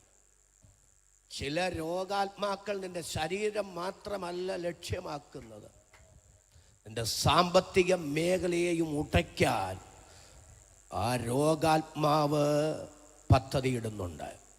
കർത്താവിനോട് പറയുന്നൊരു നിയോഗത്തിൻ്റെ ദൂത്. 12 വർഷമായി രക്തസ്രവത്താൽ ഭാരപ്പെടുന്നൊരു സഹോദരി, കർത്താവ് അവളെ സൗഖ്യമാക്കിയപ്പോൾ തിരുവഴുത്ത് ഇങ്ങനെ പറയുന്നു, ബാധ മാറി. ഒരു നല്ല ആമേൻ എന്ന് പറയും. അപ്പൊ അതൊരു സ്വാഭാവിക രോഗമായിരുന്നില്ല, അതൊരു ബാധയായിരുന്നു, അതൊരു രോഗ വ്യാപാരമായിരുന്നു. ആ രോഗവ്യാപാരം 12 വർഷമായി അവളുടെ ശരീരത്തെ മാത്രമല്ല തകർത്തത്, വൈദ്യന്മാരാൽ അവൾ ഏറിയോന്ന് സഹിച്ചെന്ന്. വൈദ്യന്മാരാൽ ഏറിയോന്ന് സഹിച്ചെന്ന് പറഞ്ഞാൽ ഇഞ്ചക്ഷൻ എടുത്തുകൊണ്ടിരുന്നെന്നല്ല, ആ വേദന സംഭവിച്ചെന്നല്ല. ഒരു നല്ല ആമേനെന്ന് പറ. അവൾക്കുണ്ടായിരുന്നതെല്ലാം ആ രോഗം മൂലം അവർ ചൂഷണം ചെയ്തുകൊണ്ടിരുന്നു. അവൾക്കുള്ളത് മുഴുവൻ അവൾ പെറുക്കിച്ചവര്. ഒരു നല്ല ആമേനെന്ന് പറ. അപ്പൊ അന്നേ മെഡിക്കൽ ഫീൽഡ് ഒരു ബിസിനസ്സാ. ഒരു നല്ല ആമേനെന്ന് പറയണേ. ഞാൻ പലപ്പോഴും എൻ്റെ മനസ്സിൽ വിചാരിക്കും, പെരുമ്പാമ്പ് ഇരയെ വിഴുങ്ങുന്നത് പോലെ ഒരാളെ കിട്ടിയാൽ 2 ആഴ്ചത്തേക്കിനുള്ളത് അവരൊപ്പിക്കും. നിങ്ങളെല്ലാവരും എൻ്റെ കൂടെ വരുന്നുണ്ടെന്നാണ് എൻ്റെ ചിന്ത. അപ്പൊ വൈദ്യന്മാരാൽ ഏറിയോ ഒന്ന് സഹിച്ചെന്ന് പറഞ്ഞാൽ ആ രോഗം ചൂഷണം ചെയ്ത് അവൾക്കുള്ളതെല്ലാം അവരെടുത്തു. ഒന്നുകൂടെ പറയാം, ആ രോഗം വരുത്തി വെച്ച വിന അവളുടെ ശരീരത്തെ ബലഹീനമാക്കിയത് മാത്രമല്ല, അവൾക്കുണ്ടായിരുന്ന സാമ്പത്തിക മേഖലയെ മുഴുവൻ, അവളുടെ സാമ്പത്തിക ഭദ്രതയെ മുഴുവൻ ആ രോഗാത്മാവ് കശക്കി എറിഞ്ഞെങ്കിൽ, നശിപ്പിച്ചെങ്കിൽ, ഇന്ന് രാത്രി ആരുടെയെങ്കിലും ഭൗതിക മേഖലയെ ഉന്നം വെച്ച് പരിശുദ്ധാത്മാവിനോട് നിയോഗത്തോടെ വിളിച്ചു പറയുക, എന്റെ ശരീരത്തെ ദണ്ഡിപ്പിക്കുക എന്ന് മാത്രമല്ല, ദൈവം തന്ന ഉപജീവന മാർഗങ്ങളെ, സാമ്പത്തിക മേഖലയെ തകർത്ത് കളയാൻ ലക്ഷ്യം വെച്ച് ഇന്ന് രാത്രി പതുങ്ങിയിരിക്കുന്ന, കുടിയിരിക്കുന്ന, വെല്ലുവിളിക്കുന്ന രോഗത്തിന്റെ ആത്മാവുണ്ടെങ്കിൽ അതെനിക്കെതിരെയാണെങ്കിലും നിങ്ങൾക്കെതിരെയാണെങ്കിലും എന്റെയും നിങ്ങളുടെയും കുടുംബങ്ങൾക്കെതിരെയാണെങ്കിലും തലമുറകൾക്കെതിരെയാണെങ്കിലും ഇന്ന് രാത്രി അങ്ങനെ വെല്ലുവിളിക്കുന്ന പൈശാചിക രോഗശക്തികൾ ഉണ്ടെങ്കിൽ സ്വർഗത്തിനും ഭൂമിക്കും നാഥനായ നസറയനായ യേശു ക്രിസ്തുവിന്റെ നാമത്തിൽ ഞങ്ങളിൽ ബലത്തോടെ വ്യാപരിക്കുന്ന ദൈവശക്തിയാൽ ഇന്ന് രാത്രി അമർച്ചയായി കൽപ്പിക്കുന്നു. യേശു ക്രിസ്തുവിന്റെ നാമത്തിൽ പിശാചിന്റെ പ്രവൃത്തികളെ അഴിപ്പാൻ തന്നെ പ്രത്യക്ഷനായ ദൈവപുത്രനായ യേശു ക്രിസ്തുവിന്റെ നാമത്തിൽ ഇന്ന് രാത്രി ആ രോഗശക്തികൾ വിട്ടുമാറട്ടെ. പരിശുദ്ധാത്മാവ് ഇന്ന് രാത്രി എനിക്കൊരു നിയോഗം തരുന്നു. വിശ്വസിക്കുന്ന ദൈവമക്കൾ ആധാരങ്ങൾ തുറന്ന് അല്പനിമിഷം ആർത്ത് ദൈവത്തിന് സ്തോത്രം ചെയ്ത്, കർത്താവ് നിങ്ങൾക്ക് നിയോഗം തരുന്നെങ്കിൽ ആ കരമടിച്ച് ദൈവത്തിന് സ്തോത്രം ചെയ്ത് ആരാധിക്കുക. യഹോവ എഴുന്നേൽക്കുന്നു, അവന്റെ ശത്രുക്കൾ ചിതറിപ്പോകും. മെഴുകുരുകുന്നത് പോലെ, പുക പതറുന്നത് പോലെ ഇന്ന് രാത്രി ചില ശക്തികൾ ഉരുകി മാറട്ടെ, മാറിപ്പോകട്ടെ. ആമേൻ. അവർ തേനീച്ച പോലെ എന്നെ വളഞ്ഞു, മുൾത്തി പോലെ കെട്ടുപോയി, കടന്നല് പോലെ, തേനീച്ച പോലെ വളഞ്ഞത് വളയുന്നത് ഇന്ന് രാത്രി മുൾത്തി പോലെ കെട്ടുപോകട്ടെ. ചില രോഗശക്തികൾ ഈ രാത്രി കീഴടങ്ങട്ടെ. രോഗബാധകൾ ഈ രാത്രി വിട്ടുപോകട്ടെ.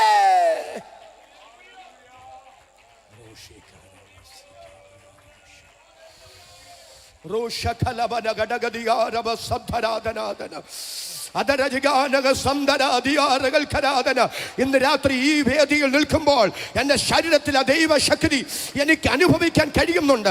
എൻ്റെ ഹൃദയത്തിനകത്താം നിയോഗം ഇന്ന് രാത്രി എനിക്ക് തിരിച്ചറിയാൻ കഴിയുന്നുണ്ട്. പരിശുദ്ധാത്മാവ് ഇന്ന് രാത്രി ചിലരെ ശുശ്രൂഷിക്കട്ടെ. വചനം ഇന്ന് രാത്രി ചിലരെ സ്വതന്ത്രരാക്കട്ടെ. വർഷങ്ങളായി നിന്റെ ശരീരത്തിൽ, നിന്റെ കുടുംബത്തിൽ രോഗാത്മാവായി പോരാടുന്ന ചില പൈശാചിക രോഗശക്തികൾ ഈ രാത്രി നിർവീര്യമാകട്ടെ. എഴുതി വെച്ചോ, ഈ രാത്രി അവർ ഒരു വഴിയായി നിനക്കെതിരെ വരും, 7 വഴിയായി ചിതറിപ്പോകും. അതരം തുറന്ന് ദൈവമക്കൾ സ്തോത്രം ചെയ്ത് പറഞ്ഞ്, അവർ ഒരു വഴിയായി നിനക്കെതിരെ വരും, 7 വഴിയായി ചിതറിപ്പോകും. യേശു ക്രിസ്തുവിന്റെ നാമത്തിൽ ദൈവം തന്ന സാമ്പത്തിക ഭദ്രതയെ, ദൈവം തന്ന ബിസിനസിനെ, ദൈവം തന്ന ഉപജീവന മാർഗത്തെ, ദൈവം തന്ന ഭൗതിക അനുഗ്രഹങ്ങളെ രോഗം കടത്തി വിട്ട് ദുഷ്ടപിശാചെ നിനക്ക് തകർക്കാൻ അനുവാദമില്ല. യേശു ക്രിസ്തുവിന്റെ നാമത്തിൽ ഈ രാത്രി ഞങ്ങൾ കൽപ്പിക്കുന്നു, വിട്ട് മാറുക.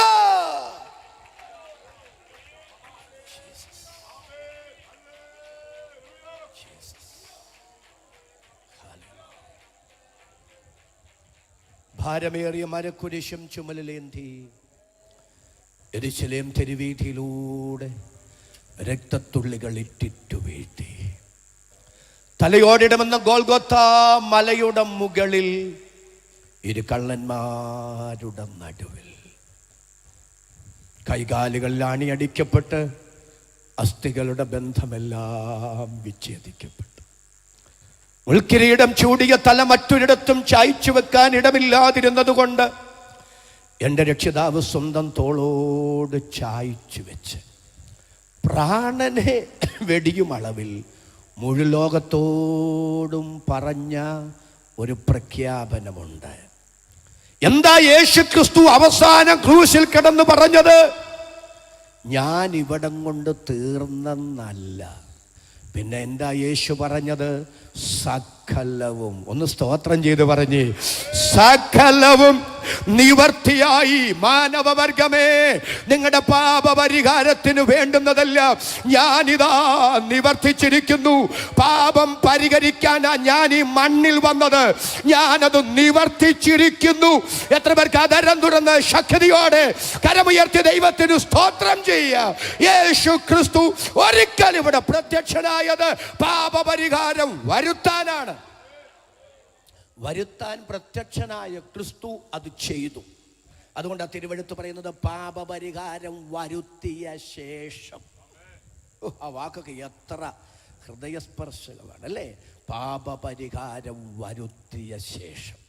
ഇന്നേക്ക് 2024 വർഷങ്ങൾക്ക് പിറകിൽ മനുഷ്യനായ യേശു മണ്ണിൽ വെളിപ്പെട്ടതും ക്രൂശിൽ മരിച്ചതും എൻ്റെ പാപപരിഹാരത്തിന് വേണ്ടിയായിരുന്നു എന്ന് ആര് ഹൃദയംഗമമായി വിശ്വസിക്കുന്നു അവർക്ക് യേശുവിൻ്റെ ഒന്നാമത്തെ പ്രത്യക്ഷതയാൽ കിട്ടിയ കിട്ടിയ അനുഗ്രഹമാണ് നീതീകരണം. ആ നീതീകരണം പ്രാപിച്ച ദൈവമക്കളുടെ കര ഞാനൊന്ന് കാണട്ടെ. കരവ് ശബ്ദവും ഉയർത്തി ദൈവത്തിന് നന്ദി പറയാം. 2, ഇന്ന് യേശു പ്രത്യക്ഷനായിക്കൊണ്ടേയിരിക്കുന്നു. എവിടെ? അത്യുന്നത ദൈവസന്നിധിയിൽ. ആർക്കു വേണ്ടി? എല്ലാവർക്കും വേണ്ടിയല്ല. എബ്രായ ലേഖനം 7:25 അതുകൊണ്ട് താൻ മുഖാന്തരം ദൈവത്തോടടുക്കുന്നവർക്ക് വേണ്ടി പക്ഷവാദം ചെയ്യുവാൻ സദാ ജീവിക്കുന്നവനാകയാൽ നീതീകരിക്കപ്പെട്ടവർക്ക് വേണ്ടി, രക്ഷിക്കപ്പെട്ടവർക്ക് വേണ്ടി മധ്യസ്ഥത ചെയ്തുകൊണ്ട് ഇന്ന് യേശു സ്വർഗത്തിൽ പ്രത്യക്ഷനായിക്കൊണ്ടിരിക്കുന്നു. ദൈവത്തിന് സ്തോത്രം. ഇന്ന് യേശു പ്രത്യക്ഷനായി, എൻ്റെ മധ്യസ്ഥനായി എനിക്ക് വേണ്ടി സ്വർഗത്തിൽ ഉണ്ടെന്നുള്ള ഉറപ്പുള്ളത് കൊണ്ടാണ് മറ്റാരുടെയും വക്കാലത്ത് ഞാൻ പിടിക്കാത്തത്. ഇന്ന് രാത്രി ഞാൻ സ്തോത്രം ചെയ്ത് പറയാം, നിങ്ങൾക്ക് ദൈവത്തിൻ്റെ അടുക്കൽ ചെല്ലാൻ, ദൈവത്തിൽ നിന്നൊരു കാര്യം സാധിക്കാൻ യേശു ക്രിസ്തു എന്ന ഏക മധ്യസ്ഥനല്ലാതെ മറ്റൊരാളില്ല. അത് KJ തോമസ് കൈന്നിട്ട് പറയുന്നതല്ല. ആകാശം മാറിയാലും ഭൂമി മാറിയാലും മാറാത്ത തിരുവെടുത്ത് പറയുന്നു, ദൈവം ഒരുവനല്ലോ, ദൈവത്തിനും മനുഷ്യർക്കും മധ്യത്തിൽ മധ്യസ്ഥൻ ഒരുവൻ, മനുഷ്യനായി തീർന്ന. ശബ്ദമുയർത്തി സ്തോത്രം ചെയ്തു പറ, ക്രിസ്തു യേശു തന്നെ. യേശു ക്രിസ്തുവാണ് ഏക മധ്യസ്ഥൻ. അപ്പൊ യേശു ഒരിക്കൽ പ്രത്യക്ഷനായി, എനിക്ക് അതുകൊണ്ട് നീതീകരണം കിട്ടി.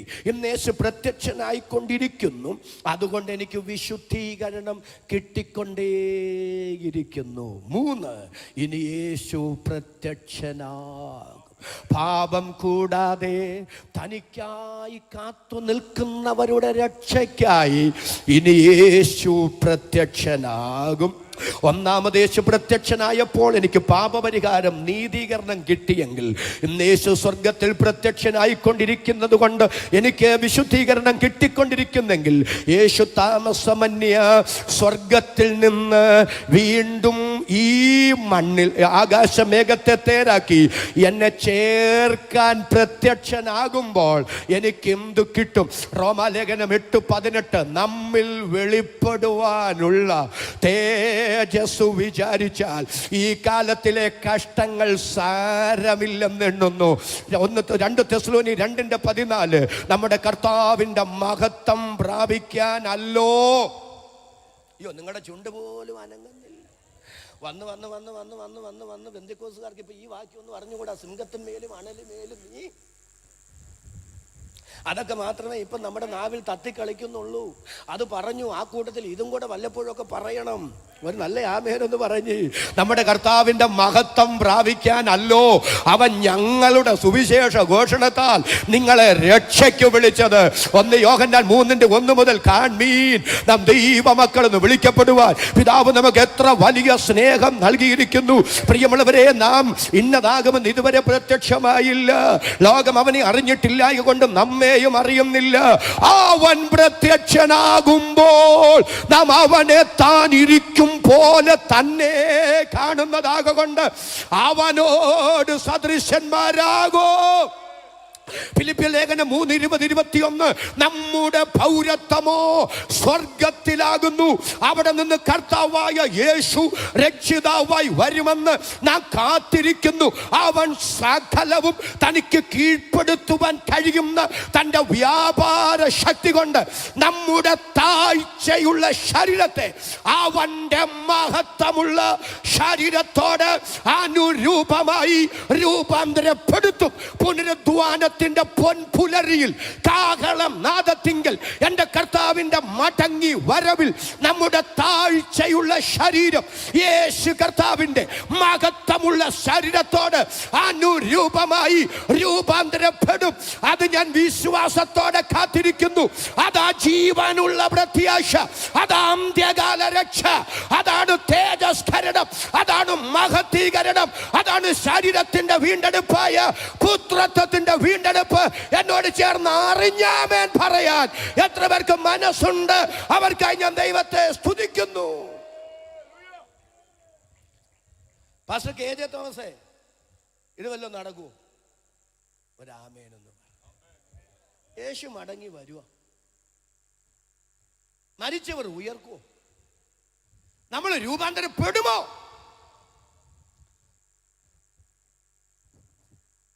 വല്ലാത്തൊരു സംശയം.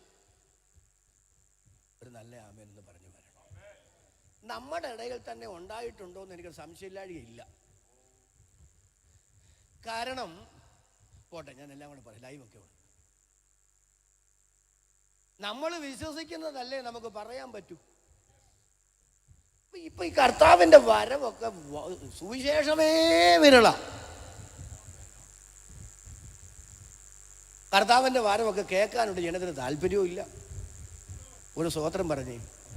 ജനത്തിന് ഇഷ്ടമില്ലാത്തതുകൊണ്ട് ഞങ്ങൾക്ക് പറയാനുണ്ട്, താല്പര്യവും ഇല്ല. ഒരു കാര്യം ഇന്ന് രാത്രി ഞാൻ പറയാം, യേശു മടങ്ങി വരും. മരിച്ച വിശുദ്ധർ ഉയർക്കും. ഞാൻ രൂപാന്തരപ്പെടും. അത് സംഭവിക്കുമെന്ന് ദൈവം നമുക്കൊരു ഉറപ്പ് തന്നിട്ടുണ്ട്. യേശു വരുമോ? വരും. മരിച്ചവർ ഉയർക്കോ? ഉയർക്കും.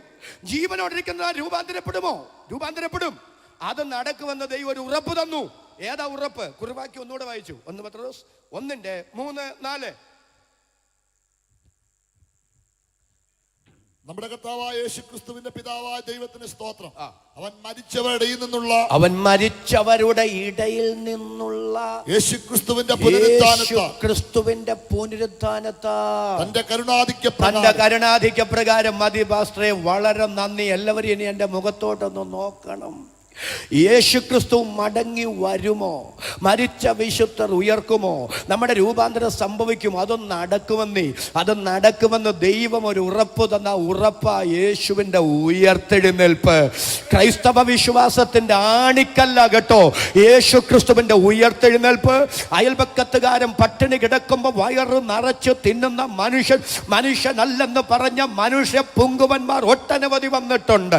അവരുടെ ശവക്കൂനകൾ ഈ രാത്രി അടഞ്ഞു കിടക്കുകയാണ്. ഈ ഭൂമിയിൽ ഏതെങ്കിലും ഒരു ജീവി വിശന്നു പൊരിഞ്ഞ് ശ്വാസോച്ഛ്വാസം ചെയ്യുന്നെങ്കിൽ ഈശ്വരന്റെ മുഖത്ത് നോക്കി എനിക്ക് മോക്ഷം വേണ്ട എന്ന് തീർത്ത് പറയുമെന്ന് പറഞ്ഞ ശ്രീബുദ്ധനെ പോലെയുള്ള ആത്മീക ആചാര്യന്മാർ അവരുടെ ശവക്കല്ലറകളും ഈ രാത്രി അടഞ്ഞു കിടക്കുന്നു. എന്തിനേറെ പറയുന്നു, ലോക തൊഴിലാളി വർഗത്തിന്റെ പഴം തൊട്ടി മുതൽ രാഷ്ട്രീയ ആചാര്യന്മാരുടെ തങ്കത്തളികയിൽ വരെ വിപ്ലവത്തിന്റെ വിത്ത് വിതച്ച പ്രത്യയ ശാസ്ത്രത്തിന്റെ വക്താക്കൾ അവരുടെ ശവകുടീരങ്ങളും ഈ രാത്രി അടഞ്ഞു കിടക്കുമ്പോൾ അവൻ ഇവിടെ ഇല്ല, അവൻ ഉയർത്തെഴുന്നേറ്റിരിക്കുന്നു എന്നുറക്കെ പ്രഖ്യാപിച്ച് തുറന്നു കിടക്കുന്ന ഇരട്ട കല്ലറയുണ്ട്. അതിന് രാത്രി നാം സ്തോത്രം ചെയ്ത് ആരാധിക്കുന്ന നമ്മുടെ വാഴ്ത്തപ്പെട്ട കർത്താവിന്റെ കല്ലറയെന്നോർത്ത് അധരം തുറന്ന് ദൈവത്തിന് സ്തോത്രം പറയാൻ മനസ്സുള്ള ദൈവമക്കളുടെ കരവും ശബ്ദവും ഉയർത്തി ഈ രാത്രി ദൈവത്തിന് സ്തോത്രം ചെയ്യുക.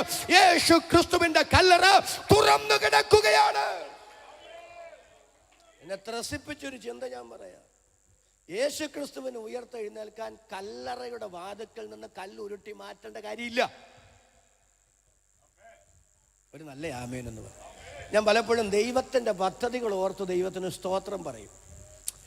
ശിഷ്യന്മാരും മൃതശരീരം മോട്ടിച്ചുകൊണ്ട് പോയിട്ട് ഉയർത്തെഴുന്നേറ്റ് എന്ന് പറഞ്ഞു വരത്തും എന്ന് പറഞ്ഞാണ് യഹൂദന്മാർ പീലാത്തോസിനെ സ്വാധീനിച്ചതും നിങ്ങൾക്ക് ഇഷ്ടമുള്ളതുപോലെ കല്ലറ ഉറപ്പാക്കിക്കോ പട്ടാളക്കാരെ തരാമെന്ന് പറഞ്ഞതും പടയാളികൾ കുന്തവും പന്തവും വാളും വടിയുമായി വന്നു നിന്നതും ഭയങ്കര വലിപ്പമുള്ള കല്ലുരുട്ടി വെച്ചതും റോമൻ മുദ്ര പതിപ്പിച്ചതും.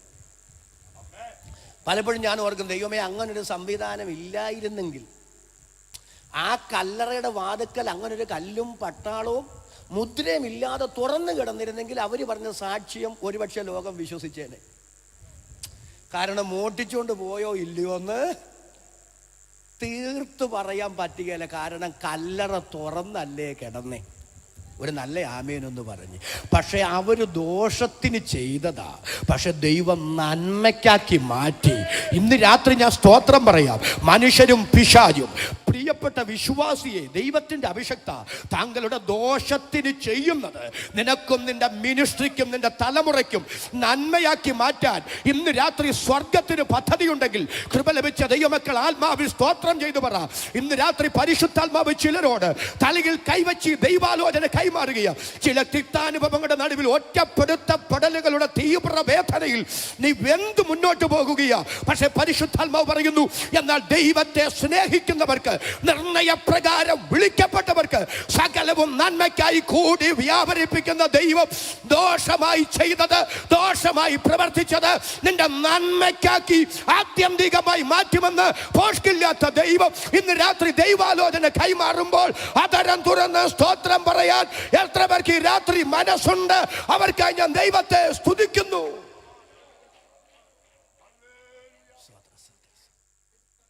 അപ്പൊ യേശു കർത്താവിന് പുറത്തു വരാൻ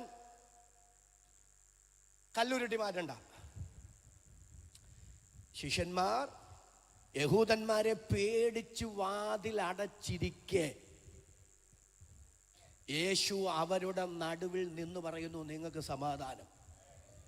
അപ്പൊ മുറിക്കകത്ത് കയറാൻ മേൽക്കൂര പൊളിക്കേണ്ടി വന്നില്ല. ഒരു സ്തോത്രം പറഞ്ഞേ. വാതിലിൽ മുട്ടി വാതിൽ തുറക്കേണ്ടിയും വന്നില്ല. വാതിൽ തുറക്കാതെ മേൽക്കൂര ഉളക്കാതെ എൻ്റെ രക്ഷിതാവ് അകത്തു ചെന്നു, നിങ്ങൾക്ക് സമാധാനമെന്ന് പറഞ്ഞു.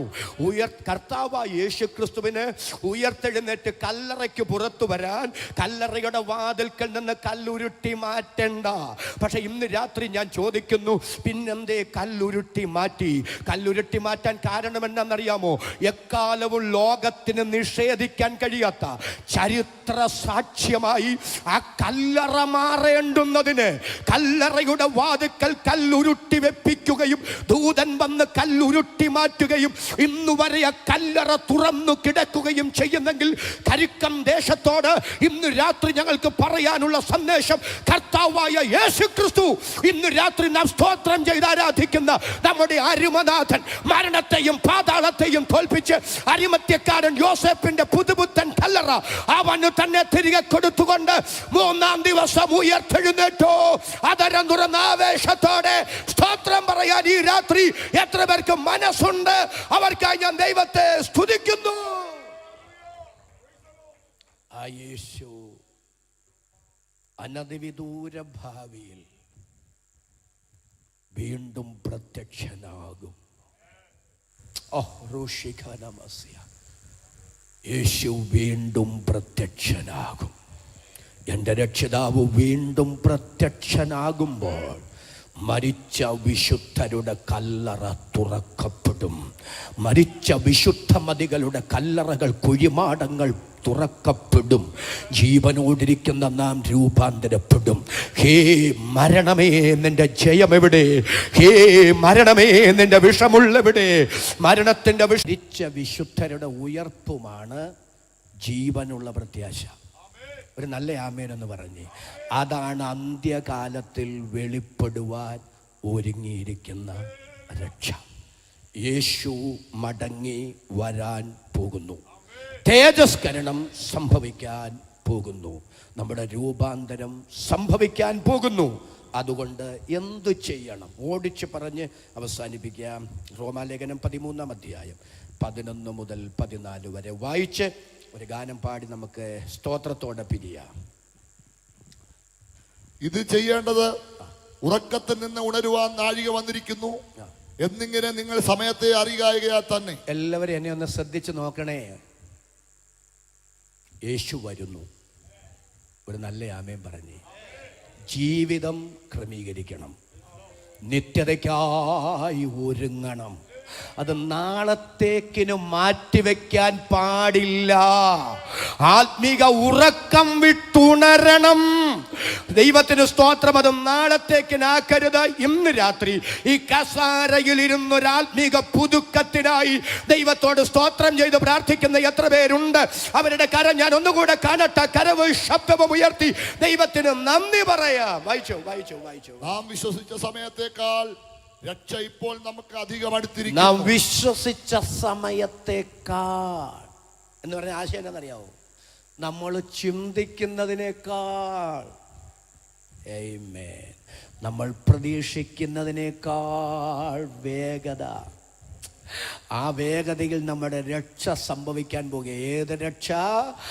ആത്മരക്ഷയല്ല, നമ്മുടെ ശരീരത്തിന്റെ വീണ്ടെടുപ്പായ പുത്രത്വത്തിന്റെ വീണ്ടെടുപ്പ്, മഹത്വീകരണം. എല്ലാവരും ഒന്ന് സ്തോത്രം ചെയ്ത് പറയാമോ? നാം വിശ്വസിച്ച സമയത്തേക്കാൾ രക്ഷ നമുക്ക് ഏറ്റവും അടുത്തിരിക്കുന്നു. അടുത്തത് രാത്രി കഴിവാറായി. രാത്രി കഴിവാറായി. പകൽ അടുത്തിരിക്കുന്നു. പകൽ അടുത്തിരിക്കുന്നു. വിശദീകരിക്കുന്നത് ഞാൻ മുതിരുന്നില്ല, വായിച്ചു. അതുകൊണ്ട് നാം ഇരുട്ടിന്റെ പ്രവൃത്തികളെ അതുകൊണ്ട് ഇരുട്ടിന്റെ പ്രവൃത്തികളെ വെച്ച് കളഞ്ഞ് വെളിച്ചത്തിന്റെ ആയുധവർഗം ധരിച്ചുകൊള്ളുക. അടുത്തത് പകൽ സമയത്ത് എന്ന പോലെ നാം മര്യാദയായി നടക്കാം. വെറുക്കുത്തുകളിലും മദ്യപാനങ്ങളിലും. ഒന്ന് നിർത്തണേ. ഇരുട്ടിന്റെ പ്രവൃത്തികളെ എന്ന് പറഞ്ഞ ആശയം എന്നാ? ഇരുട്ടത്ത് എന്തെങ്കിലുമൊക്കെ ചെയ്യുന്നതിൻ്റെ അർത്ഥം എന്താ?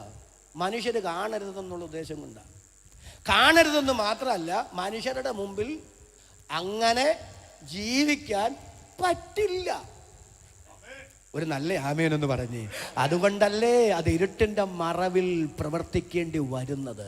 അങ്ങനെയാണെങ്കിൽ ഇരുട്ടിൻ്റെ പ്രവർത്തികളെ മാറ്റണമെന്ന് പറഞ്ഞ അർത്ഥം എന്നാണെന്നറിയാമോ? നീതിക്കും വിശുദ്ധിക്കും ദൈവത്തിനും പ്രമാണത്തിനും സമൂഹത്തിനും കൊള്ളരുതാത്തതൊന്നും നമ്മുടെ ജീവിതത്തിൽ സംഭവിക്കാൻ പാടില്ല.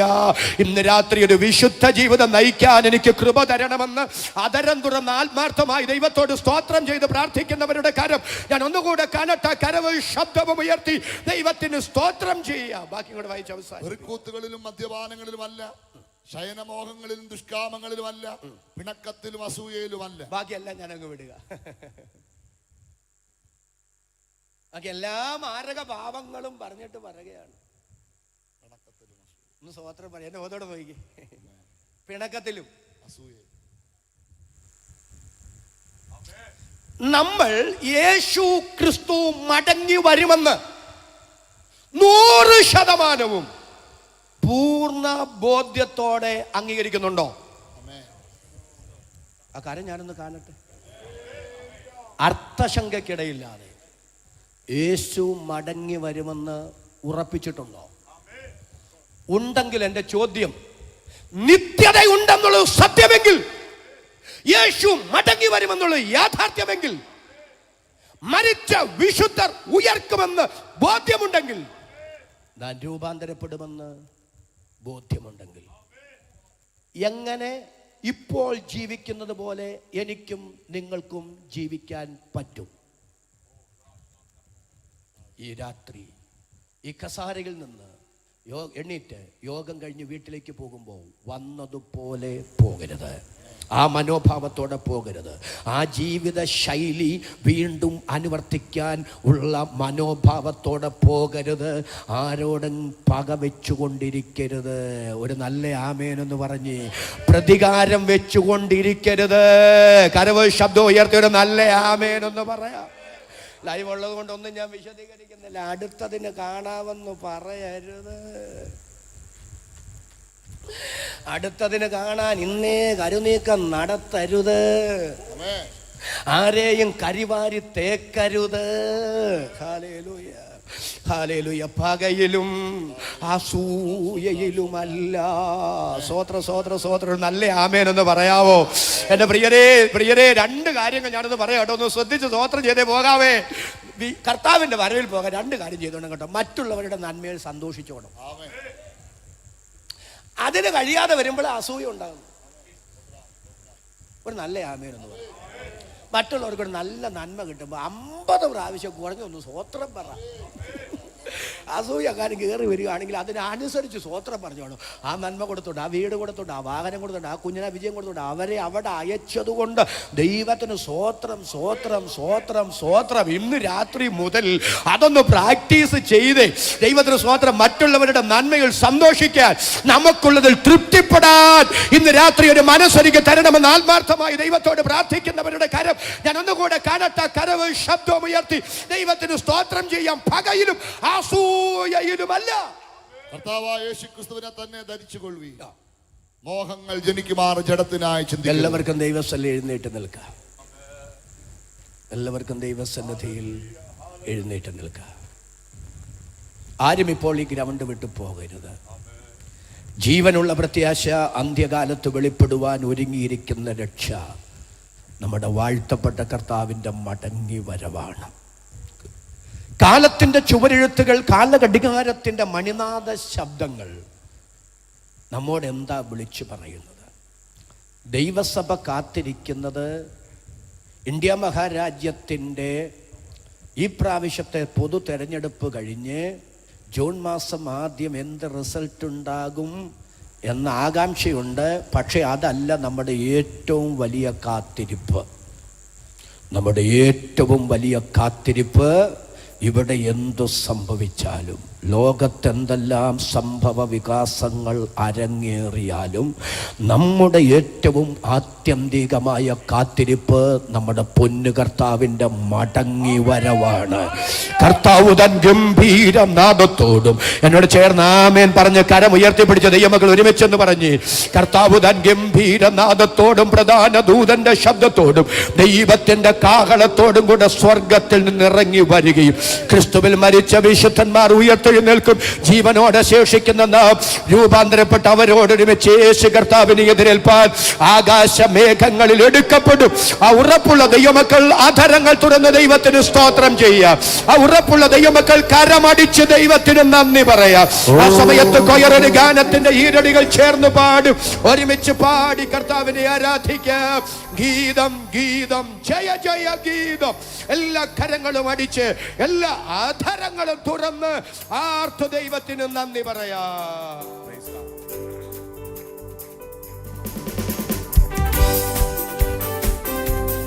എല്ലാ കരങ്ങളും ചേർത്തടിക്കാം.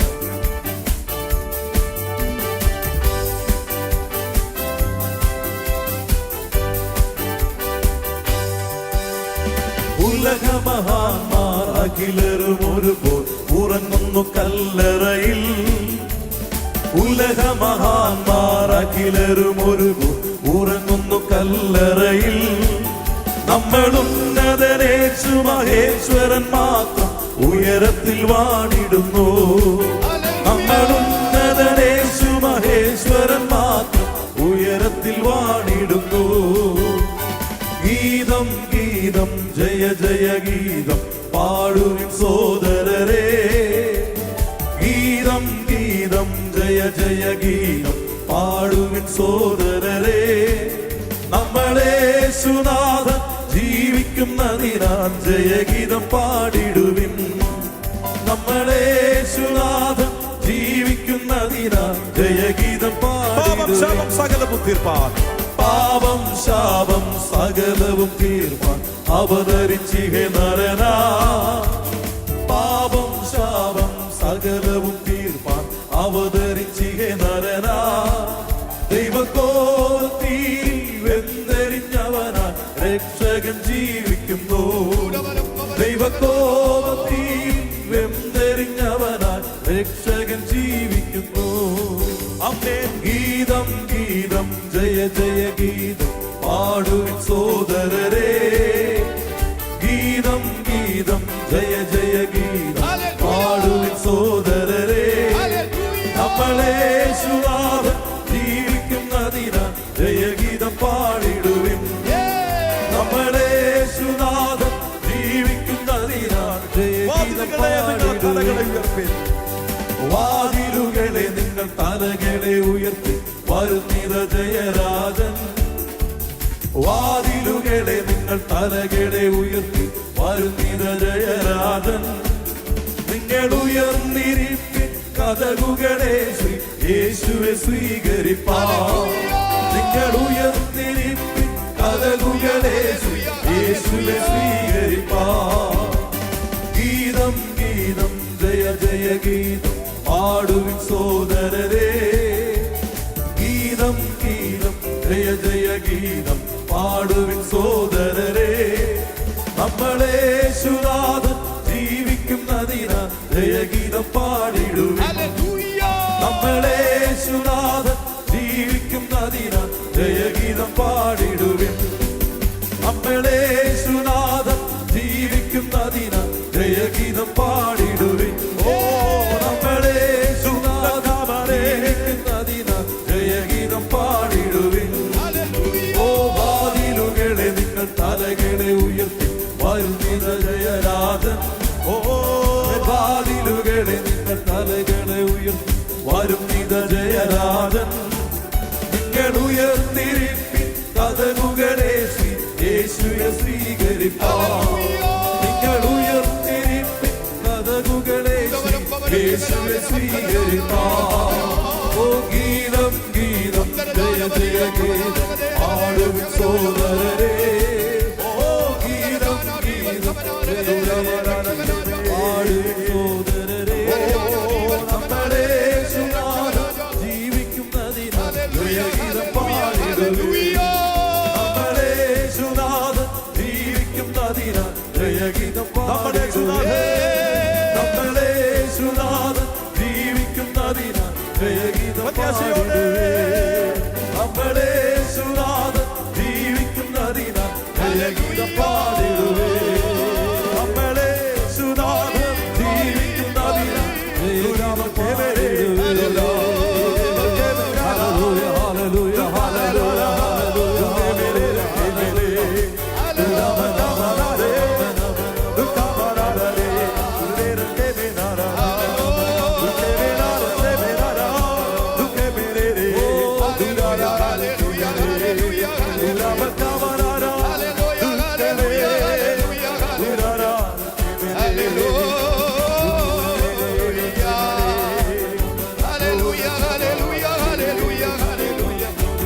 Hallelujah,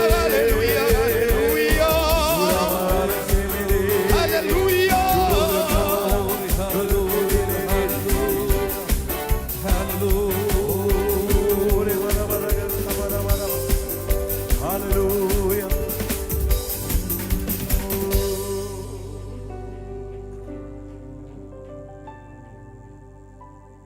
എബ്രായ ലേഖനം 10-ാം അധ്യായം 37-ാമത്തെ വാക്യം. ഇനി എത്രയും അല്പകാലം കഴിഞ്ഞിട്ട് വരുവാനുള്ളവൻ വരും വരും വരും, താമസിക്കുകയും ഇല്ല. യേശു ക്രിസ്തു മടങ്ങി വരുന്നു. ഇന്ന് രാത്രി മാന്യ സഹോദര, മാന്യ സഹോദരി, യേശു ക്രിസ്തു മടങ്ങി വരും. മരിച്ച വിശുദ്ധർ ഉയർക്കും, നാം രൂപാന്തരപ്പെടും. രണ്ട് കാര്യങ്ങൾ എപ്പോൾ വേണമെങ്കിലും സംഭവിക്കാം. ഒന്ന്, യേശു ക്രിസ്തുവിൻ്റെ മടങ്ങി വരവാണ്. രണ്ട്, നമ്മുടെ ആയുസ്സിൻ്റെ തികവാണ്. ഇതിലേത് ആദ്യം സംഭവിക്കും എന്ന് നമുക്ക് പ്രവചിക്കാൻ പറ്റില്ല. അത് സർവശക്തനായ ദൈവത്തിന് മാത്രമേ അറിയൂ. ജീവിച്ചിരിക്കുമ്പോൾ കർത്താവ് വന്നാൽ രൂപാന്തരപ്പെടണം. അല്ല, കർത്താവിൻ്റെ വരവിന് മുമ്പ് കണ്ണ് മണ്ണിൽ തിരുമി അടച്ചാൽ, ഭൂമിയിൽ അടക്കപ്പെട്ടാൽ, യേശുവിൻ്റെ മടങ്ങി വരവിൽ നല്ലൊരുയർത്തെഴുന്നേൽപ്പ് ലഭിക്കണം. അത് ലഭ്യമാകാൻ യേശു ക്രിസ്തുവിനെ സ്വന്തം രക്ഷിതാവും കർത്താവുമായി അംഗീകരിക്കണം. എന്ന് പറഞ്ഞാൽ എന്ത്? ഇന്നേക്ക് 2024 വർഷങ്ങൾക്ക് പിറകിൽ മനുഷ്യനായി യേശു ക്രിസ്തു മണ്ണിൽ വെളിപ്പെട്ടത് എൻ്റെ പാപം പരിഹരിക്കാനായിരുന്നു എന്നും എൻ്റെ പാപത്തിൻ്റെ കുറ്റവും ശിക്ഷയും എനിക്ക് പകരം യേശു തൻ്റെ ശരീരത്തിൽ ഏറ്റെടുത്ത് എനിക്ക് വേണ്ടി മരിച്ചു എന്നും ഹൃദയപൂർവം നിങ്ങൾ അംഗീകരിക്കുമ്പോൾ അത് രക്ഷയായി മാറുകയാണ്. രക്ഷിക്കപ്പെട്ടവരെ, വിശ്വാസ സ്നാനം ഒരു സത്യമാണ്. അതിന് വിധേയപ്പെടണം. പരിശുദ്ധാത്മാവിനെ പ്രാപിക്കണം. വേർപെട്ട് കർത്താവിനെ ആരാധിച്ച് അപ്പോസ്തലിക ഉപദേശത്തിന് വിധേയപ്പെട്ട് അപ്പം നുറുക്കി കൂട്ടായ്മ ആചരിച്ച് പ്രാർത്ഥനാ ജീവിതം നയിക്കണം. അടിസ്ഥാന വേദോപദേശ സത്യങ്ങളിലേക്ക് നിങ്ങൾ നയിക്കപ്പെടണം. കൃപയിലേക്ക് വന്നവർ വിശുദ്ധ ജീവിതം നയിക്കണം. ലോകത്തെ, പാപത്തെ, ജഡത്തെ, പിശാചിനെ ജയിക്കണം. നിത്യതയാണ് ഏറ്റവും വലുത്. നിത്യതയേക്കാൾ വലുതല്ല ഒന്നും. ഇന്ന് രാത്രി നിത്യതയ്ക്കായി എന്നെ സമർപ്പിക്കുന്നു എന്ന് പറയാൻ ആഗ്രഹമുള്ളവർ ആ വലങ്കരം മുകളിലേക്കൊന്ന് ഉയർത്തിപ്പിടിക്കുക. അവിടെ കരങ്ങൾ ഉയർത്തിവർ ആ കരങ്ങൾ മുകളിലേക്കൊന്ന് ഉയർത്തിപ്പിടിക്കാം. ഇന്ന് രാത്രി കർത്താവ് നിങ്ങളെ കാണട്ടെ. ഈ കൂട്ടത്തിൽ നമ്മുടെ എല്ലാവരുടെയും കരങ്ങളൊന്ന് ഉയർത്തിപ്പിടിക്കുക. നമുക്ക് ഒരുമിച്ച് പ്രാർത്ഥിക്കുക. ഞങ്ങളുടെ പിതാവേ, ഞങ്ങൾ അങ്ങേ സ്തുതിക്കുന്നു. യേശു ക്രിസ്തുവിനെ തന്നതിനാൽ നന്ദി. കർത്താവേ, ജീവനെ മറുവിലയായി വെച്ചു തന്നതിനാൽ സ്തോത്രം. പരിശുദ്ധാത്മാവാം ദൈവമേ, ഈ രക്ഷാകര പദ്ധതി ഞങ്ങൾക്ക് ബോധ്യപ്പെടുത്തി തന്നതിനാൽ ഞങ്ങൾ നന്ദി പറയുന്നു. ആ തേജസ്സിൻ്റെ സുവിശേഷം ഈ രാത്രി ഞങ്ങൾ ഈ ദേശത്തോട് പങ്കുവച്ചു.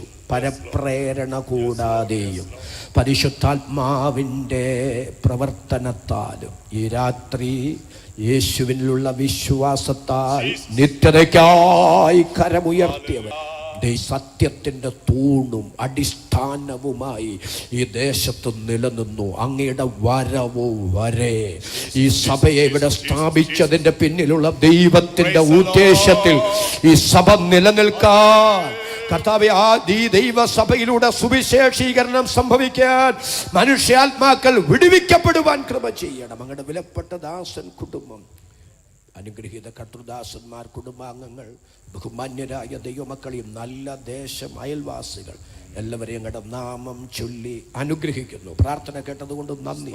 യേശുക്രിസ്തുവിൻ നാമത്തിൽ തന്നെ പിതാവേ. കരവും ശബ്ദവും ഉയർത്തി 2 പ്രാവശ്യം ഹല്ലേലൂയ പറയാം. എല്ലാവർക്കും ദൈവസന്നിധിയിൽ ഇരിക്കാൻ ദൈവം നമ്മെ സഹായിക്കട്ടെ. യോഗത്തിലേക്ക് വിളിച്ച ശുശ്രൂഷിക്കാൻ അവസരം തന്ന സംഘാടകർക്ക് ഒത്തിരി നന്ദി. ദൈവം നമ്മളെ അനുഗ്രഹിക്കട്ടെ.